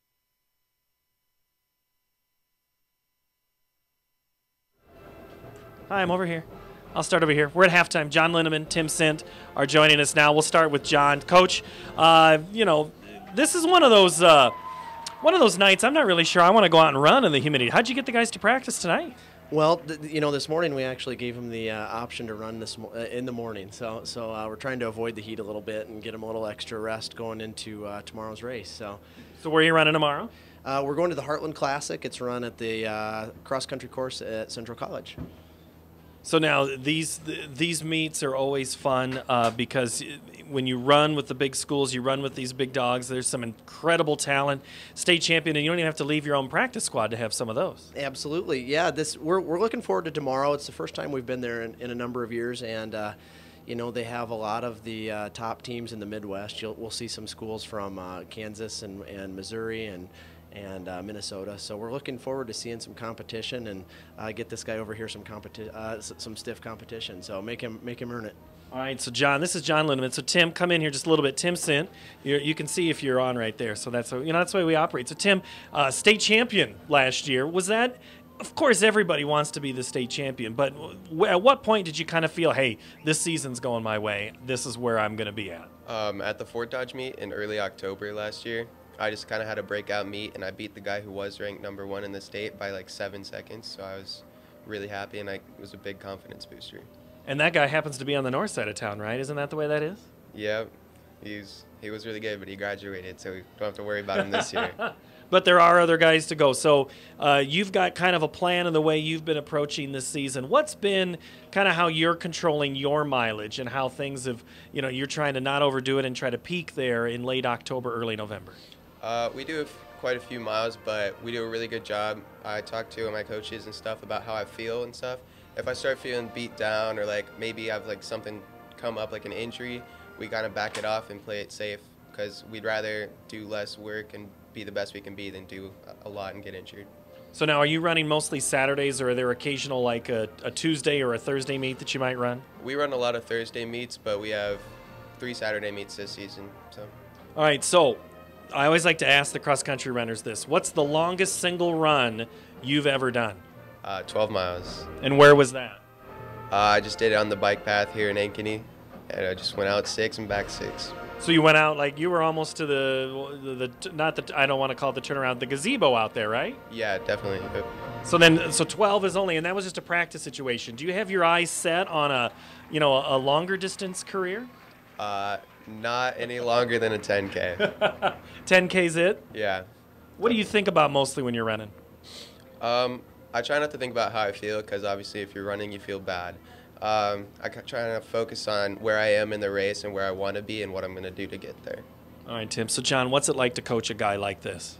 Oh, it's amazing. I tell people it's kind of a once-in-a-career shot to have a talent like this. Obviously he accomplished some pretty amazing things last year as a junior, and to be able to come back and set the bar even higher as a senior, we've definitely got some really big goals, and like I said, we're looking forward to the next 2 weekends to have some outstanding competition for them to race against. So talk about that whole, I'm trying to get my younger guys to follow what he's doing. I mean, there's some of it is the talent that he has, but talk about the drive and how he can set a tone for your other runners. Absolutely. You know, on our program, we talk a lot about how everybody on our team has a role, you know, and they have to fulfill their role to the best of their ability. And, you know, to some of the younger guys, we say, hey, look at how Tim approaches the sport and how he prepares physically, mentally, how he goes through things and how he attacks a practice and how he, you know, gets ready for competition. And we just tell him to watch that. And, you know, if you want to be good at something, watch the best and try to replicate some of the things they do. Who are some of those teams that you got to kind of watch out for that are clipping at your heels this year? You know, I've kind of putting Tim aside and what he's done, I'm really proud of the way our whole team has developed this year. We've got a really strong senior group. We're led by a lot of seniors, which is a neat thing. You know, you got to name them now. Well, we've got Joey Rickenbacher, we've got Aiden McCombs, we've got Cole Johnson, we've got Jalen Elwell. See, I was going to put him on the spot too. And Drake Stranad, and then we've got a sophomore, Cale Cox, running varsity for us. So that I got all 7, right? Did he get them all, Tim? He got them all. Okay. So Tim, come closer again here. You gotta stay with us. So having those younger guys, what do you approach? Kind of like what he's saying. How are you pulling them along? I try and set a really positive example because I know a lot of guys, they'll come to practice and they'll hear the workout and they'll be like, oh my gosh, that's what we have to do today. I'm like, come on guys, let's just get it done. Like, we don't really have a choice, so let's just do it and enjoy it as much as we can. Now, I heard you on the Ankeny Fanatic podcast a couple of weeks ago talking. You were having some college visits. Where are you visiting, and what are you looking for in a school that fits you?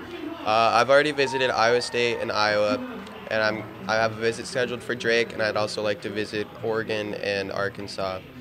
I'm just looking for a high-caliber program to run for with good coaches and people who are going to work with me to make me the best I can be. What are you looking for academically? I'm looking for a good business school because I'd like to major in business. Who's got a good business school? Any of those? Those are all good business schools, aren't they? Or is that one up to the north in Ames pretty good? It's pretty good. They all claim to be the best business school in the country. So that's what they always tell you when they're on the recruit, right? Mm-hmm. Yep. Yeah. All right. Well, this is Tim Sint, state champion, trying to defend his title. You want to keep running in Fort Dodge and have a good meet. Where is your qualifier this year? We haven't been assigned one yet, but Okay. we're hoping Marshalltown. All right, you're hoping Marshalltown. And then you run tomorrow in Pella.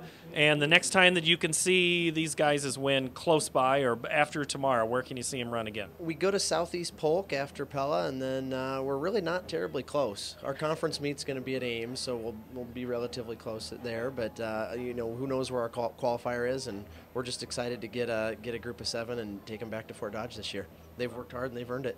Talk about your younger guys in that, the freshmen and the sophomore, maybe the 8th graders, the 7th graders. I even know at Parkview last year you've had running clubs and things like that. How does the youth get involved? I mean, we see junior football and baseball all the time, but what's junior cross country look like? Well, it's a little more challenging. You know, it's not as glorious of a sport as some of these other sports are. You know, there's not a jersey to wear to school, so that's a little bit challenging. We try to provide some opportunities with, we do a series of fun runs throughout the year to just keep kids plugged in, and we bring our high school guys along to encourage them and cheer for them, and we'll do some camps and some clinics for these kids, and just trying to put these older kids that have worked hard and done great things, put them in front of these younger kids, and just try to, you know, show them that it's a pretty cool sport. It's a pretty fun thing to be a part of.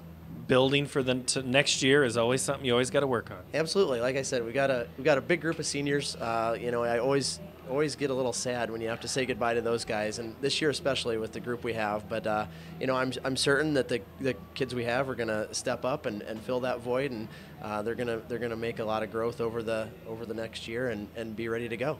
All right, that's John Lindeman, head coach of the boys cross country. This is Tim Sint, the defending state champion in Class 4A, and you can see him run tomorrow in Pella. And just keep an eye on its schedule and keep having a good season. Thank you. All right, thanks for joining us. We're back at halftime. Ankeny leads 28-0. You're watching high school sports here on CISN.TV. Unity doesn't happen overnight. It takes a vision for the future, the ability to turn a challenge into a success, and individuals who inspire new generations of growth. Greater Des Moines has done a lot of growing over the years, and so have we. At Brick Gentry Law, your success is something that we create together. Thank you for making us a part of your community. Thank you for 50 years. Building a strong Why do I community. look for the seal? It's about trust. Whether I'm buying a car, hiring a contractor, finding a tax preparer, or an honest mechanic, the Better Business Bureau's seal means this business meets high standards. When I see the seal, I know I'll get what I pay for. No more taking chances and no more worries. And I feel good about supporting local businesses. My life is so much easier knowing I can always trust BBB accredited businesses. It pays to look for the seal. See for yourself at bbb.org/Iowa. Why do I look for the seal? Hey everyone, this is Dan Holm with Ankeny Fanatic. Be sure to check out our website this fall for the best local high school sports coverage around. Whether you're a Hawk or a Jaguar, we'll be covering everything from cross country, man that dude is fast, to volleyball and everything in between. Well hey Kenna, welcome back. You don't want to miss any of the hard-hitting action. Come visit us at AnkenyFanatic.com.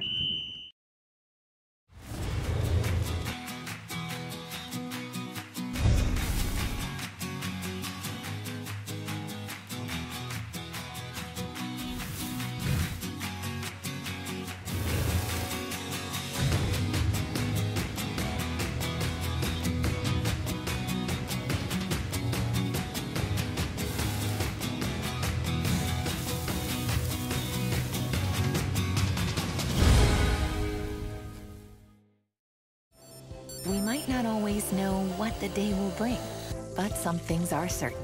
The sun will rise and your lights will go on.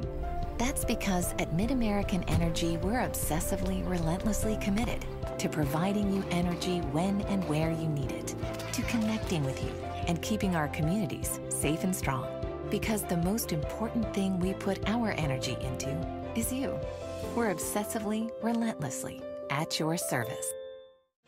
Miss your hometown clothing store? The one that had it all? Everything to get the work done, all in one place? G&L Clothing is your hometown Iowa store.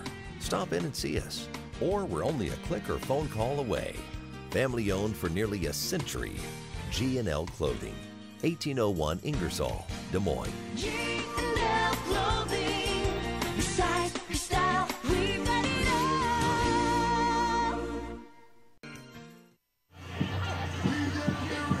At least I'm not eating the full burger on camera. I'm trying. My thanks to Janae and Carrie and the Ankeny Booster Club.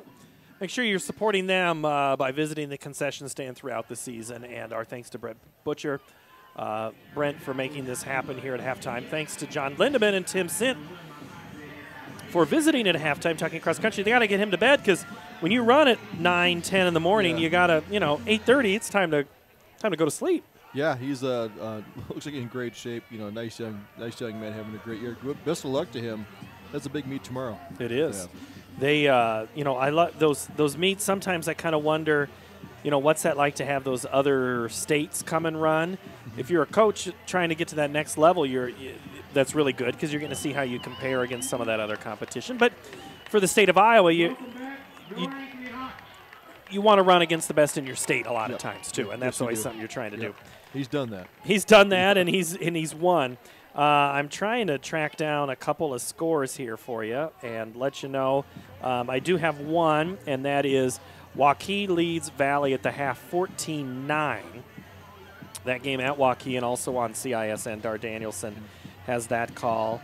Let's see here. I don't have any score for that game. You have some unofficial statistics that we've been trying. These are really unofficial, but I have Boyd in there. I have him 13 carries, 84 yards, and 3 TDs. 2 pass receptions, 1 for a touchdown. Bauer comes in. I have 4 of 8 for 58 yards and a touchdown. So he has, those two have really provided the firepower. Alexander for Roosevelt comes in. And if I can read my writing, if I'm thinking right, I think I have 19 carries for 74 yards in the first half. I'd believe that. Yeah, I would absolutely believe that. And then Singleton passing, he's 5 of 10 for 54 yards. That's a lot of offense. That's 128 yards of offense, but they still have barely crossed midfield. So I think it's a good job of the defense, kind of bend but don't break. So yeah, really plenty of offense, but the Ankeny defense giving them a short field. We've had a lot of 4-play, 40-yard drives for touchdowns. Hey, I got to go with Jeff Brooks down on the sideline. I know he was chasing the coach there momentarily. Jeff, did you get a chance to talk to him? You don't have to get him, but what do you know down there, Jeff Brooks? Sorry.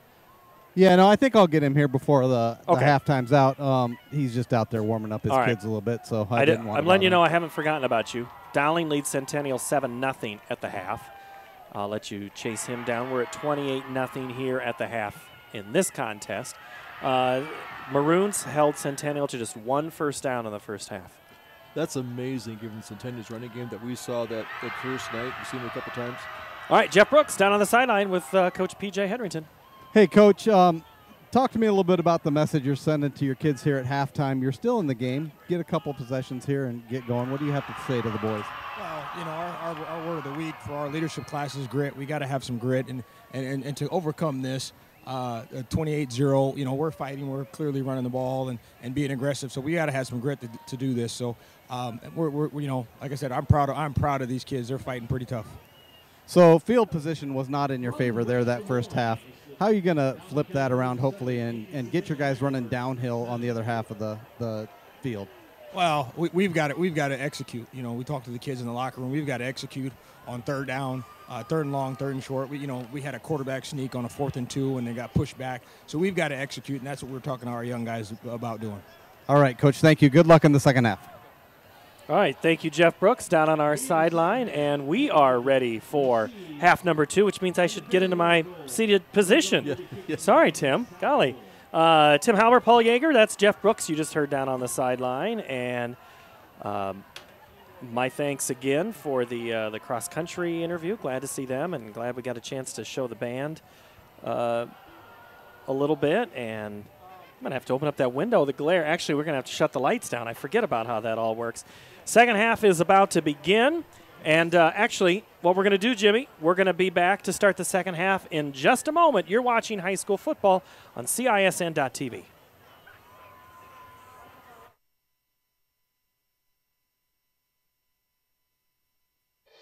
Moms typically get to make a majority of the healthcare decisions for their family. That can be a lot of pressure, but not for me. Because I know the choice is ours. For medical tests like MRIs, x-rays, CAT scans, and of course mammograms, ask your doctor to refer you to Iowa Radiology. They work around our hectic schedules. They're the best at what they do, and they're so great with my family. They truly care, and it shows. Visit iowaradiology.com or call to schedule an appointment. Iowa Radiology. Our focus is your good health. They think they know what special means. At Godfather's Pizza, we do special, and we do it better. We add the T. There's a Godfather specialty pizza with your name on it. Classic combo, all meat combo, hot stuff, taco, yeah, even veggie and more. All of them piled high with the best toppings and 100% real cheese. Treat yourself special. Order specialty pizzas from Godfather's Pizza. The other guys, they think they know what special means. At Godfather's Pizza, we do special. So just think, the Hawks are doing all this, Tim, without Max Griffin tonight. Max not in the lineup with an injury, trying to get him healthy next week. Dowling is the host team for the Ankeny Hawks tonight. The Maroons playing host to Centennial. And we have a whistle before we even start the second half. I don't know if the ref didn't have him set to go. Give him the ready mark to go ahead and kick off. I'm not sure I had the ready mark to go. I think I took one last bite of hamburger, and it is just sitting right there. Woo. Hold on. No, you might be calling a game before you know, so get ready to go. That was a quick one. Yeah. Woo. Mid-American Energy brings you this contest and this insightful banner. Offside by Roosevelt on the kickoff. Left too soon. Flag came up. It's another kicking from their own 35. So Jace Bauer tonight has run an effective offense. They haven't used him as much. They've been going more Boyd, but they've also been trying to get that passing game started. You know, it's one thing to just put points on the board, but you're also trying to execute and run some of these plays in game speed. You know, they've been trying to find Brecht and Folk and Boyd in stride. That's just as important tonight, too, but also to get some of your bench players in, too. They're going to want a chance to play when they're up 28-0 and thinking this might be our chance. Ball taken to the 15, 25-30. Penalty flag comes out for Shirley, who gets up to the 37-yard line. So hold the phone before we go to see where we will start. And that's going to be illegal use of hands against Ankeny.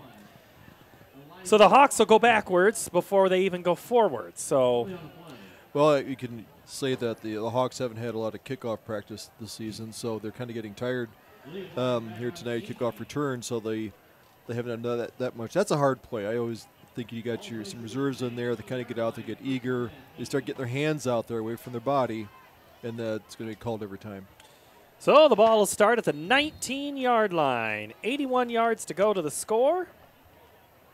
And this is the worst field position the Hawks have had tonight. We've kind of joked about that, but this is kind of what Jeff asked Coach. They swing it out to Boyd. It's caught up towards the 20-yard line. Oh, actually, that's Brecht. You know, he's a guy, Boyd's been a guy they've been trying to swing it out to. But I think Brecht is a guy that's kind of has to see that. He's a baseball player, so you talk about see the ball hit the bat. He needs to see the ball go into his hands. Yeah, he's had a few drops. He's a big play guy. He's a big target. You want to hit him. He's 6'3", 6'4". You want to get him involved in the offense as much as you can. Gain of 1. They go back to Boyd, and he'll get up across the 25. So Boyd will make it 3rd down. That's a gain of 4 for Boyd. Gain of 5, 3rd and 4. Ball at the 25, and Bauer will go under center again. He's got 3 receivers to his left. They roll out to throw downfield. Caught! Still in stride, 50. Jordan Comm, he's going to redeem himself. 20, 10, 5, touchdown, Ankeny Hawks on a 75-yard touchdown pass. That works. He was the second receiver running there along the hash mark. Nice. That was a throw on the run. Crawford was coming in there, Williams, for Roosevelt, putting a big rush on there. Bauer got it out there on the run, put something on it. Great play, big play, one of those big explosive plays you want to see.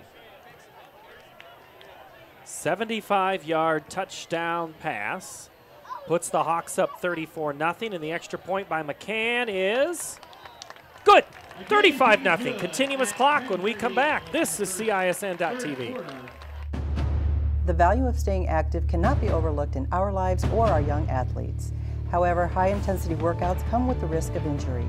If you or your child have sustained a sports injury, Select Physical Therapy in conjunction with Iowa Ortho are here to help with 2 convenient walk-in locations. From diagnosis through recovery, you'll be put directly into the hands of experts who will evaluate and treat your sports-related injury.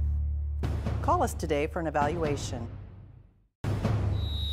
Hi, Ron here, head coach of Westside Auto Pros. When your car's on the injured reserve, you want to get it back in the game as soon as possible. I know that. That's why you need to bring it here to Westside Auto Pros. I have a team of experts that can fix almost every automotive injury, whether it's a fractured joint, a brake, or if your car just got its bell rung, no problem. We can even do a complete physical on your car to make sure it's game ready for the entire season. So bring your car to Westside Auto Pros and we'll get it back in the starting lineup in no time. Hey, you guys are dogging it back here. Let's move it, move it, move it.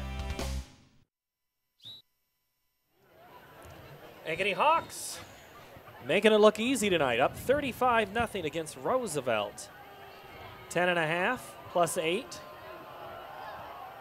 McCann kicks it and hits the goal. Hit the G. Hit the G, yeah. Which is out of bounds by about 6 yards, which means Roosevelt's going to have a really good starting field position. So Jeff Brooks is down on the far sideline, on our Shield sideline tonight in a game brought to you by Mid-American Energy. Jeff Brooks, that play was a big-time play. Yeah, it really was. When Bauer rolled out and he was able to hit the crosser and hit him in stride, and it set them up for that 75-yard play. It was a nice timing play. That's something Ankeny's not been able to do much this year. They've tried, and I don't know if you heard Tim and I talking about it. You just kind of got to get some of that You got to execute and practice these things at game speed, right? And the Roosevelt Rough Riders will go with a different quarterback look. They're going more of the Wildcat now. Number 3 takes the handoff, and that's Antonio Alzheimer. Number 3, Antonio Alzheimer. And he is going to lose about 3 yards, maybe 4 on that play. Loss of 3, 2nd and 13. So the ball goes back. So Alzheimer was not the guy I had written down as the Wildcat. Well, as Alexander or Crowell, back, yeah. Singleton back there at quarterback. So maybe just trying something different. Singleton throws. Nice looking pass, just right over the middle. He was trying to reach. Number 6, Garrett Hutchison.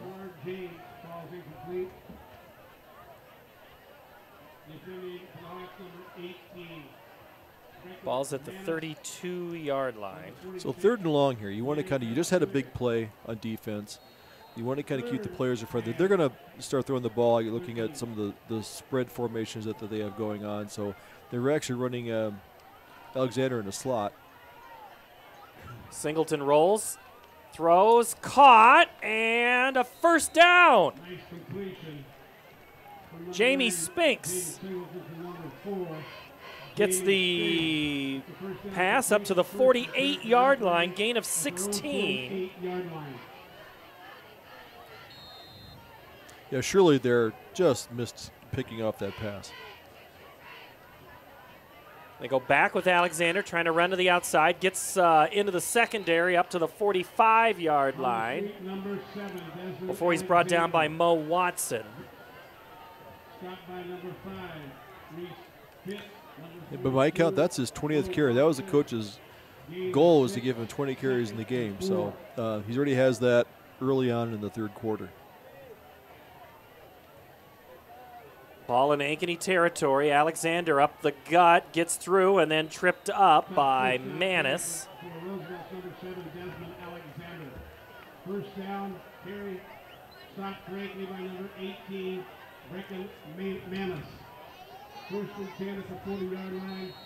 Coach substituting players here on defense, kind of keeping them fresh. Because this running game is kind of a spread read offense that they run, can kind of keep you on your toes, so kind of keep your defensive players fresh. Already the 6th play of the drive. Roosevelt getting a good offensive series here. Alexander gets up to the line of scrimmage. Mo Watson made that play. He stop, and Mello Gray finish it off, and Mello's a little slow to get up off the turf, but does. No gain for set number 7.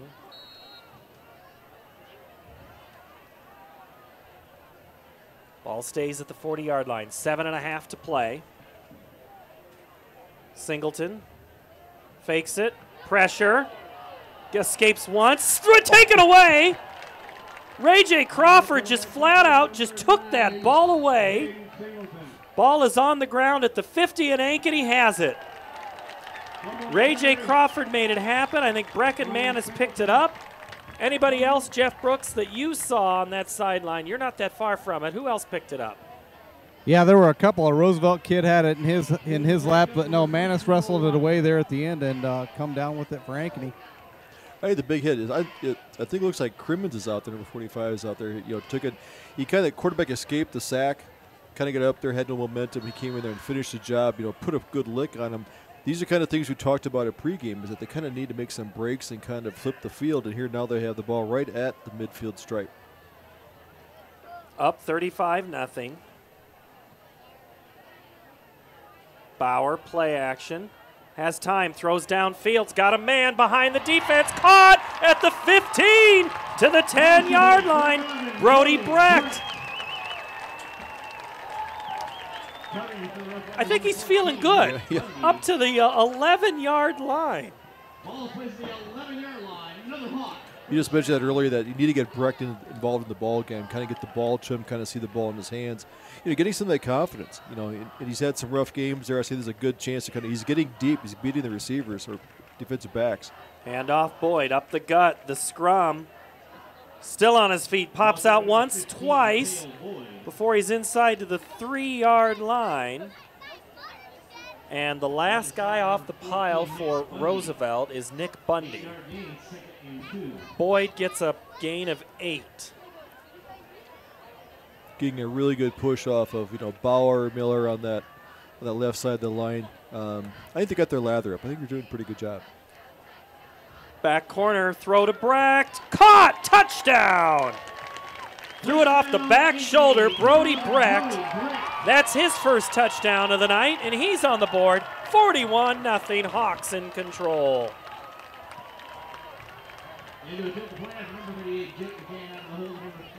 Kind of a little Z out there, kind of took his defender to the inside, cut to the outside. He was open, in a well-placed ball by Bauer.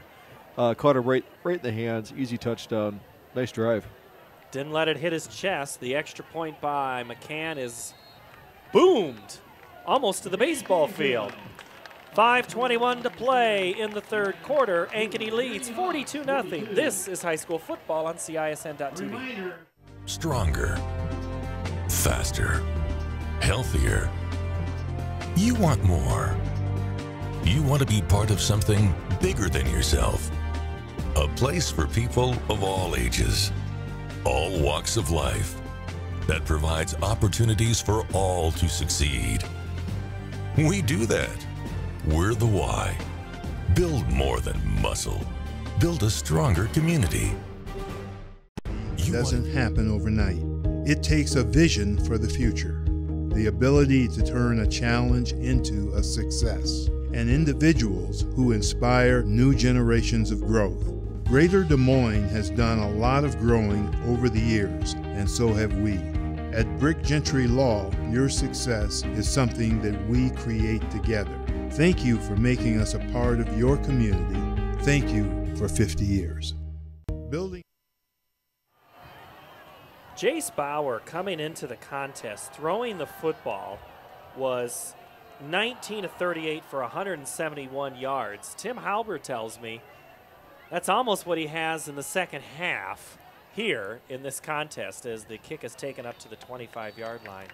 I think I got 4 for 4 for 137 yards. In just the half. In just this half. Yep. Yeah.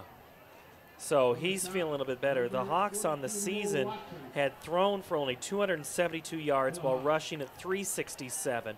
They had a touchdown and 5 interceptions passing and a touchdown rushing, and they've had this is all to help the stats look a whole lot better. Well, I like seeing him going downfield. We kind of knew he had a really good arm. We've watched him early on in the year. He can pass the ball quite well. He's getting, he's not getting hit when he throws. He steps up in the pocket. He delivers a couple of nice deep strikes, 75-yarder, 40-yarder. He's done well. So those are the big impact plays you want to see out of your offense. So now Roosevelt will start it 1st and 10 from the 25. Out to Guerrero. Guerrero gets a seam, makes some movies across the 40-45, near midfield. Trey Guerrero on that, and taken out by Brecken Manis. I need to go down to Jeff Brooks down on the sideline. Check in with Jeff.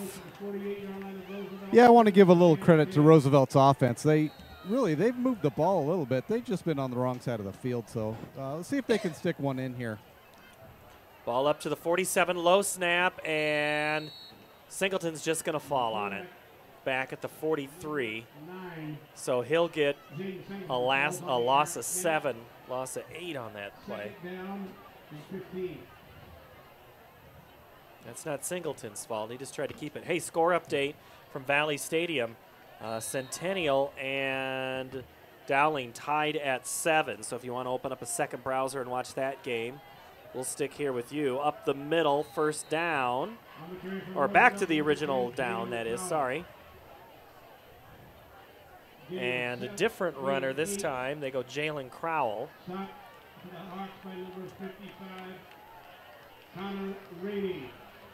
Rainey the tackle. 3rd down, 8 yards to go. Clock approaching 3 minutes on this homecoming game.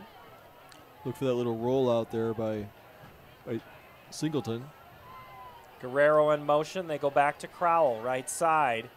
He gets up towards the 45, but he is going to be short of the first down I'd say about 2 yards.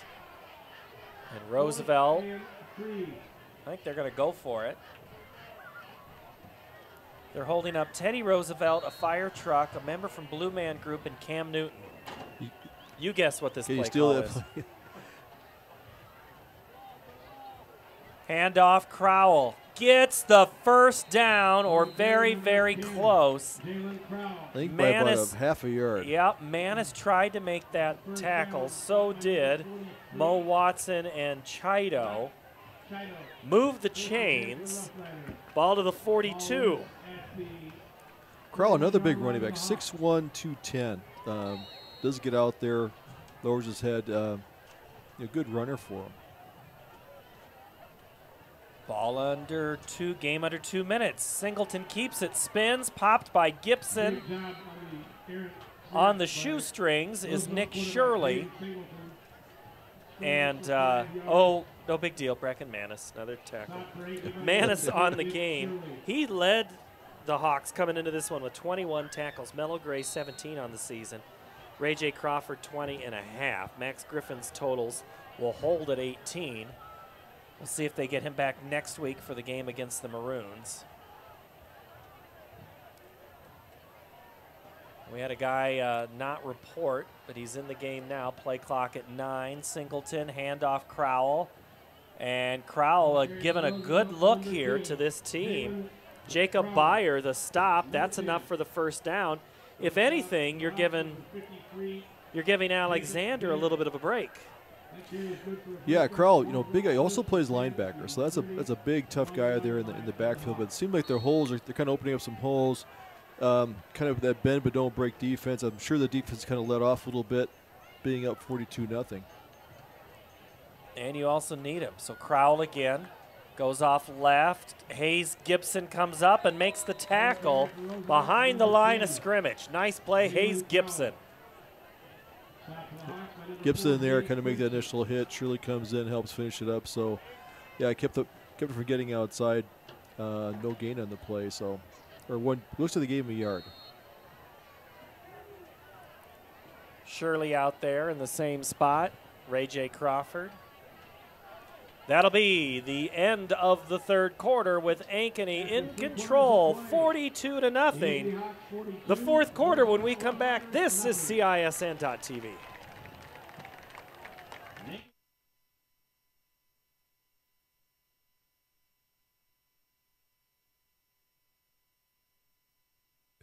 Stronger, faster, healthier. You want more. You want to be part of something bigger than yourself. A place for people of all ages, all walks of life, that provides opportunities for all to succeed. We do that. We're the why. Build more than muscle. Build a stronger community. You want to Strong community doesn't happen overnight. It takes a vision for the future, the ability to turn a challenge into a success, and individuals who inspire new generations of growth. Greater Des Moines has done a lot of growing over the years, and so have we. At Brick Gentry Law, your success is something that we create together. Thank you for making us a part of your community. Thank you for 50 years. Building Valley Tigers trail Waukee 27-15. That's in the third. Bettendorf trailing Cedar Falls 21-17. That game at the Unidome tonight. And Dowling is marching on Centennial right now inside the red zone. That game still tied at 7. Here it is Ankeny 42, Roosevelt 0. I'm Paul Yeager. This is Tim Halber, Jeff Brooks. Singleton throws to the back of the end zone to Crowell, and it's off the hands, broken up. Nick Shirley. Crowell was there. That would have been a touchdown. Shirley, they coach the defensive backs there, Tim. You have to hit. They tell you, if you're going to pick it off, you've got to pick it off. Don't just jump for it, right? Or something right. Like you that. got his hands. I don't know if he was trying to tip it, but yeah, Crowell was right behind him. You beat him a little bit to the end zone. He had that height on him. Ball just slipped into the throw. But good play by Shirley, break it up. That was a long pass. And plays position well. Third down, bad snap, and Chido makes Singleton pay for the mistake, and now it'll be 4th and 15. Ball back at the 36-yard line.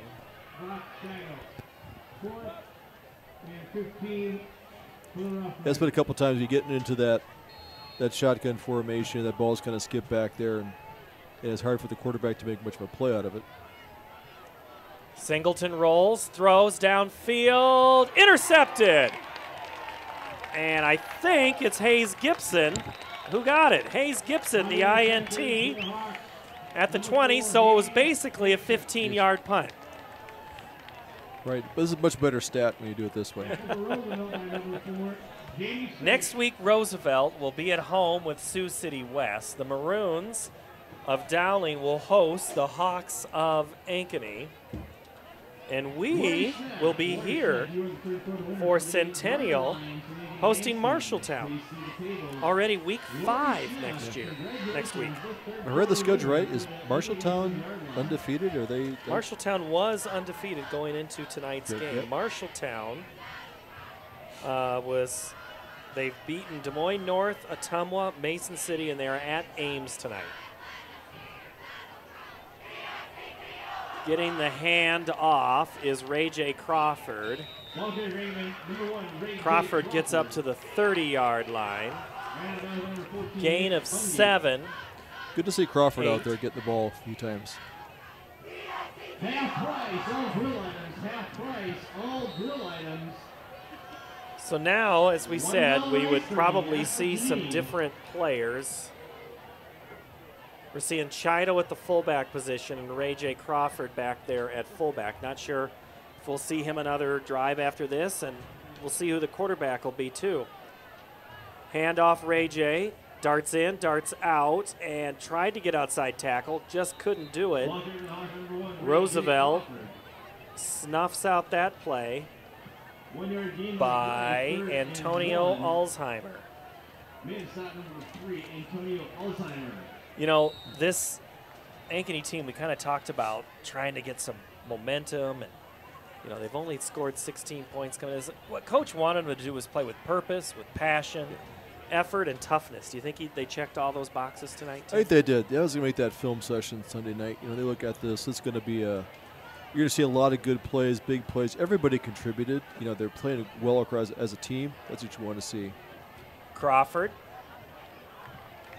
near the 35, does get the first down, moves the chains and keeps the clock moving.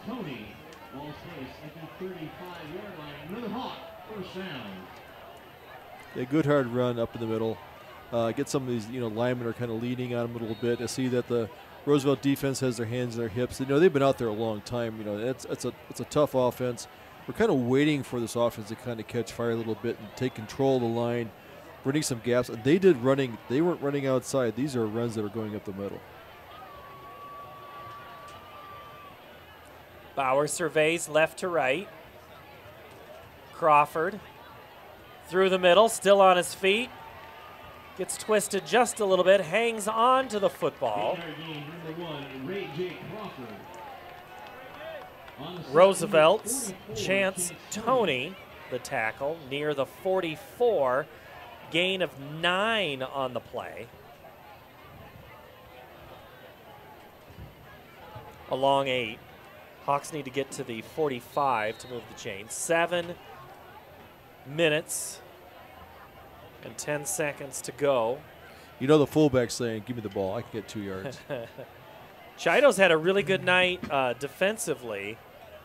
Let's see if they do call his number offensively. New running back. That's Cade Summers. He gets the first down, and so now probably see a couple of other people starting to roll in. Yeah, good to see him there. And actually, you just mentioned, Chido at fullback playing a good defensive game. He got up there, got the hole, hit the linebacker, kind of created a little bit more of a seam. Then you get, that's where big plays happen. You pick up, 4 or 5 yards. So, it's not just the lineman, it's the fullback. Everybody kind of doing their job, hitting their keys, getting out there. So, it's kind of fun to see these guys everyone's kind of playing together and doing a good job as a team. Jason Murray, 149 yards against Centennial, but it's still tied at 7 as Summer is tackled behind the line of scrimmage. Number 17. Quinn, the tackle. Quinn, the tackle for Roosevelt. It'll be second down. Coming out now is Dylan Miller and Carter Smith, the lineman. Those guys did a great job tonight. They need a well-deserved break. They get their hats off, go back see your buddies in the sideline. That's a job well done tonight. Those guys really did. Played together. That's the best I've seen this line play all year.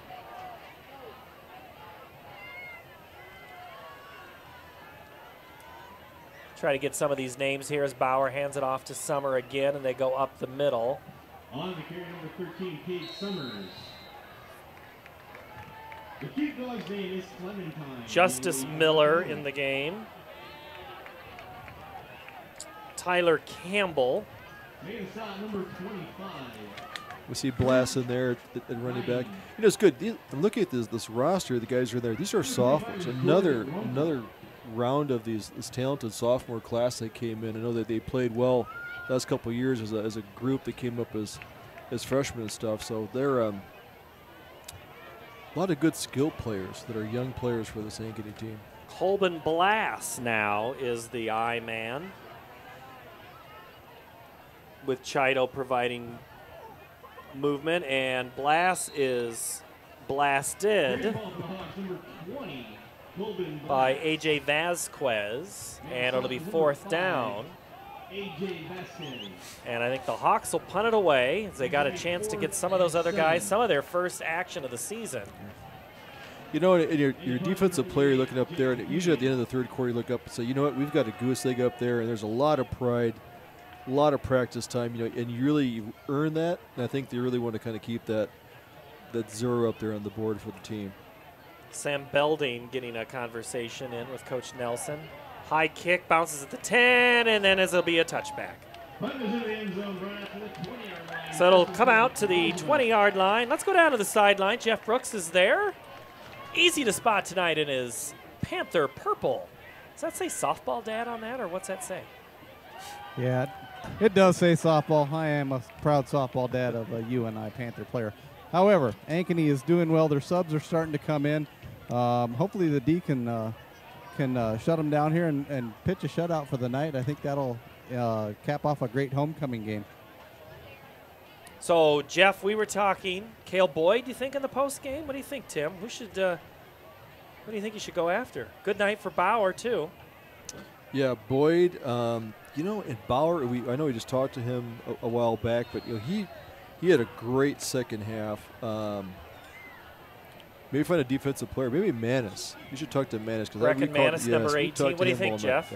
Yeah, I got Manis last week, too. I was thinking maybe Nick Shirley had that great defensive play on the goal line.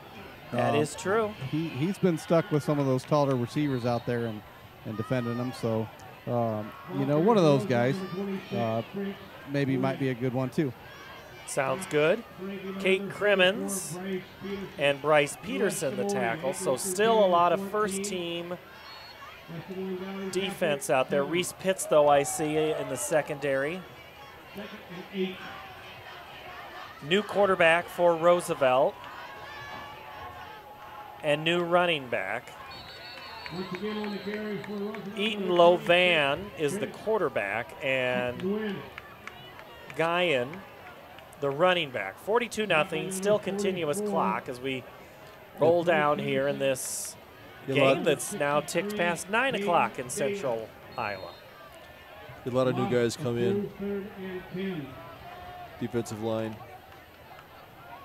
Got a big guy right over the ball there. The pitch is on the turf, and I think Ankeny's got it. And who I am trying, 91's not even on my roster. I can't tell you who that was. It looks like it could be Connor Griffith, but I'm not sure. Connor Griffith, you're right. I think you are right. Let's see here. I think I just got an update on Centennial. The third turnover for Roosevelt tonight. That's been 2 fumbles and interception tonight. And, come here in the second half. And good play by a lot of defensive players. Young guys coming in, they'll play a lot of defense and actually lost yardage and caused a turnover. So, good for these guys at homecoming to get in there in the game, and it's going to be a great night. So hats off to even the backups playing like their first team, or like starters. So I think Colin Riggs is going to take the snap at the quarterback position. Collins, 5'9", 137. I'm not even sure he's that soaking wet with 3 blankets on him. Colin, the sophomore, getting his first varsity snap, and he'll just take a knee. So unfortunately for Colin, he's going to have a negative rushing total on his stat sheet after that. But the Hawks are going to get a win, their first of the 2018 season, improve 1-0 with a 42-0 win tonight against the Roosevelt Rough Riders. Good win for the Ankeny Hawks. A little tougher for Roosevelt to take. They fall to 1-3 on the season here on this game that you're seeing on CISN.TV. Our post-game show just getting started. We'll get Jeff Brooks down there. He's looking for a couple of guys. We'll get coach or players, or he's already putting in his word saying, I want to talk to you, and I want to talk to you, and everybody wants to talk on a night when you win 42-0. The post-game show when we come back. You're listening to high school football on CISN.TV. The Hawks win 42-0. Trust. Whether I'm buying a car, hiring a contractor, finding a tax preparer, or an honest mechanic, the Better Business Bureau seal means this business meets high standards. When I see the seal, I know I'll get what I pay for. No more taking chances and no more worries. And I feel good about supporting local businesses. My life is so much easier knowing I can always trust BBB accredited businesses. It pays to look for the seal. See for yourself at bbb.org/Iowa. Why do I look? Hey everyone, this is Dan Holm with Ankeny Fanatic. Be sure to check out our website this fall for the best local high school sports coverage around. Whether you're a Hawk or a Jaguar, we'll be covering everything from cross country, man that dude is fast, to volleyball and everything in between. Well hey Kenna, welcome back. You don't want to miss any of the hard-hitting action. Come visit us at AnkenyFanatic.com.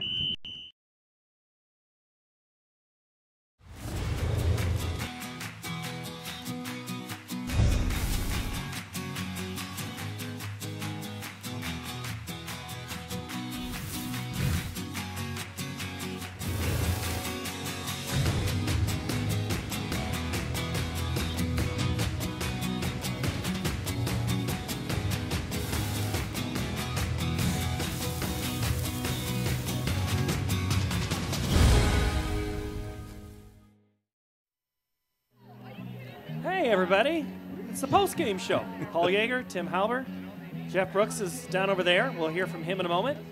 It's a little more upbeat of a huddle tonight that they're having at the 20 and supposed to last week.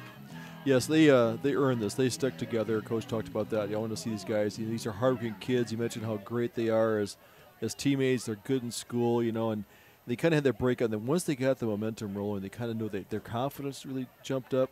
They made some big plays. They're aggressive. They're going downfield. You saw Bauer throwing the ball downfield. Had some big yardage, like 123 yards a second half and 4 passes. So big night for them. It's great to see them. They're a good team effort. It was, and they're going to need all the momentum and all the confidence that they can get facing one of the best teams, the 5-time defending champs, Dowling Catholic Maroons, next week. So Jeff Brooks is down on the sideline, and he is got a couple of Hawks. And let's go down to Jeff Brooks for this report. Jeff? Yeah, I'm down here with Shirley. Great defensive effort tonight, and really all season long. You guys, your defense has played well. Roosevelt had some good receivers. Talk to me a little bit about what that meant to you tonight to throw another shutout. It was a fun time. We played hard, played as a team. We grew and just bonded. I'm going to go get Dowling next week. So speaking of Dowling, it's going to be, homecoming. We're going to enjoy that tonight, tomorrow at the dance. What's your focus for next week going into Dowling? Just play hard, play as a team, and hopefully we can get back at them for last year. All right. Well, hey, a few more games to go this year. Hopefully we get to talk to you guys a lot more on the sideline, and keep up the good work this year. Thank you. All right, Jeff Brooks still on the sideline here. Ankeny wins 42-0. We go back down to Jeff. Yeah, I got Cale Boyd here. Cale, you had a great night tonight. Really, the first half, it looked like the offensive effort was to establish that run. Your linemen did a great job for me. What can you say about that? They handled it really well up front. They were doing an amazing job. I got props. That was all them. So, scoring a couple touchdowns here, that hadn't happened yet this year. Going forward, what's that momentum mean for you guys? It's just awesome. Winning 42-0 on homecoming is just amazing. So, we're going to bring that heat into Dowling. Try to get some revenge from last year. What was Coach's message going into this game and at halftime coming to try to make a little bit different push on things? His message before the game was just like, it's homecoming night. Go out, have some fun, get a win. And at halftime, it was smooth. It was just, he was in a good mood. It was going right. Everything was going right. Everybody's in a good mood. All right, man. We'll let you get with your teammates. Great job tonight. Good luck with Dowling. All right, Jeff Brooks down on the sideline, and I see Coach Nelson is still there, so we will hear from him. And Cale Boyd tonight, a touchdown run of 6, a pass of 14, and a pass of 16. Not a bad night. No, he's a busy guy. He's going to be tired, and I hope he has enough energy for the dance tomorrow night. But I had him down, 15 carries for 98 yards and 3 rushing touchdowns and a couple receiving yards. So, but a lot of those yards came in on the interior line. He wasn't going outside, going to the sideline, getting blocks that way. He was cutting up between the tackles. Good blocking for the offense. And I imagine that halftime was a lot more fun when you're ahead. A lot of confidence, a lot of enthusiasm. A lot of guys are going to get to play. And they all played well as a team. So, good to kind of see him break out and kind of have this kind of game, especially get the momentum coming into the big game next week. Well, I think being able to say you did it at a varsity game speed situation, not just in practice, it's good for Brody Brack to see that ball go in his hands.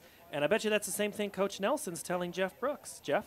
Yeah, so I'm down here with Coach Nelson. I had to make a lot of notes there that second half. Coach, that first half, really the running game, you certainly established that. Second half, you turned it a little bit and switched on the passing game. What do you have to say about that a little bit? Well, we haven't been able to run the ball very well, so we wanted to come out and try to establish a running game. We did a few things different for Boyd, put him in the eye a couple times, just tossed him the ball. He likes that kind of stuff. So, I think we found a couple things that he's pretty good at it. He sees some things well. Our kids they blocked well. I really wasn't sure. Our run game was non-existent really for 3 weeks, other than our quarterback. We ran him quite a bit, and we wanted to throw a little bit. For whatever reason, Bauer was just, I don't know, he was a little shy to throw, so we decided, well, let's see if we can get him, throw a couple things, because we're going to need that down the road to win games. We're going to have to throw the ball some. So I'm just proud of our kids. They're such neat kids, and I'm happy for them. It's homecoming, and they have a dance, and so they can. Tomorrow we're going to the Miracle League, so that'll be really fun for them too. It's fun to work with those people at the Miracle League. It's a really neat experience.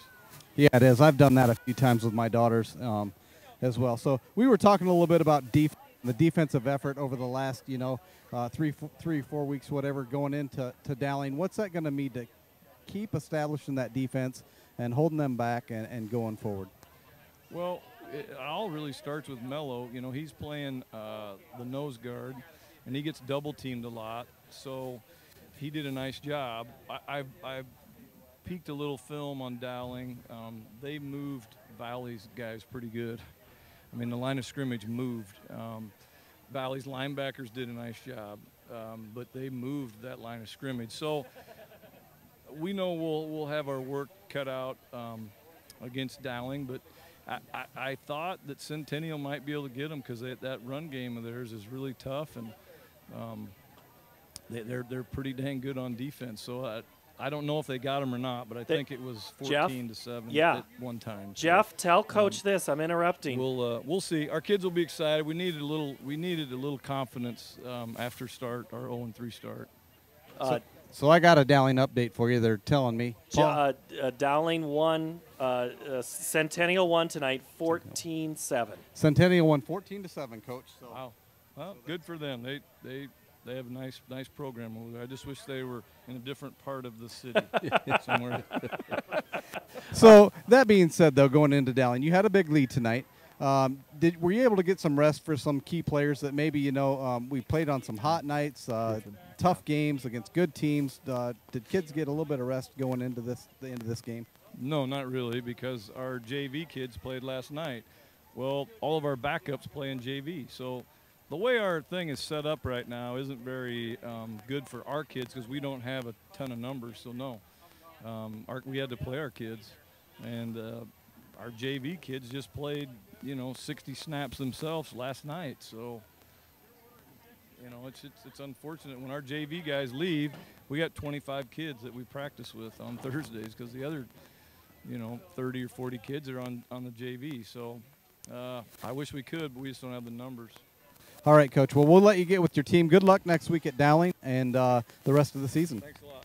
All right, Jeff Brooks down on the sideline with Rick Nelson. And, I do want to clarify that. So Centennial's Avery Gates breaks loose for an 80-yard touchdown run with under 2 minutes to play. And then the final last gasp, Dowling was facing 4th and 10 at the 33, and the ball goes out of bounds. So, Tim, this is the first time I can remember the Maroons being 2-2. It's been a long time since they've lost twice in the regular season. Against two really good opponents. I mean, that's the CIML for you. It doesn't mean that they're out of anything at all. Just with two losses coming up, they have a tough stretch of the road. So, can Ankeny do it? Could they give them a? It's possible. They played well tonight. I know they'll watch a lot of game film to kind of see what they do. It'll be over there. Ankeny can. We've seen them play Cedar Falls, take the lead. They played Centennial tough. So. Anything can happen in this league. It's a talented group. They got some confidence now. They know they can pass. They got Bauer in the passing game a little bit. He throws the ball downfield really well. Kind of got Brecht in the receiving game, So I think they got a nice balance now with run and pass, and that they can do some damage. And Jeff said it earlier, but remember that catch that Falk made at about the 40 that kept that drive going earlier in the game. So Ankeny wins tonight, 42-0, improves to 1-3. They'll be at 2-2 Dowling next week. We will be here for Centennial, who improves to 4-0 with a win tonight at Valley Stadium against the Maroons. So we'll have Marshalltown at Centennial. Will be on the air around 6:40 right here at Ankeny Stadium for that. So for Jeff Brooks, for Jimmy and Jennifer on the crew, for Tim Halber, our statistician in training, Noah Yeager, we'll get him up to speed here. Ankeny wins tonight 42-0. Thanks for watching. This has been High School Football on CISN.TV. Chevrolet's Power Price Truck and Crossover event featuring new 18 Silverado Double Cab LTs. Power lease, $259 per month lease. Power price, $32,490. New 18 Silverado Crew Cabs. Power lease, $429 per month lease. Power price, $36,490. Over 170 Traverse, Equinox, and Trax available. With 12 going on 13 years of year-over-year sales records, Schottenkirk knows how to sell Chevys. Schottenkirk Chevy, Waukee. Chevy, find new roads. WaukeeChevy.com. Here's to everyone who believes in competition and good sportsmanship, who knows it's not about the trophies or the medals, but rather the lessons learned. For those who understand, it's not whether you win or lose, just that you give your best. So go ahead, lace them up, take the field, have fun, and play. For the experience, for the memories, for the love of the game. Shields. Saving feels great. At Mid-American Energy, we love saving too. Saving the environment by supporting tree planting, which improves air quality. Saving money by investing in wind energy, which keeps rates low. And saving you energy by providing tips to help make your home more energy efficient. Which means you can take those savings and put your energy into having fun. Saving definitely feels great. So does being obsessively, relentlessly at your service. There's no doubt hometown clothing store, the one that had it all, everything to get the work done, all in one place. G&L Clothing is your hometown Iowa store. Stop in and see us, or we're only a click or phone call away. Family owned for nearly a century. G&L Clothing, 1801 Ingersoll, Des Moines.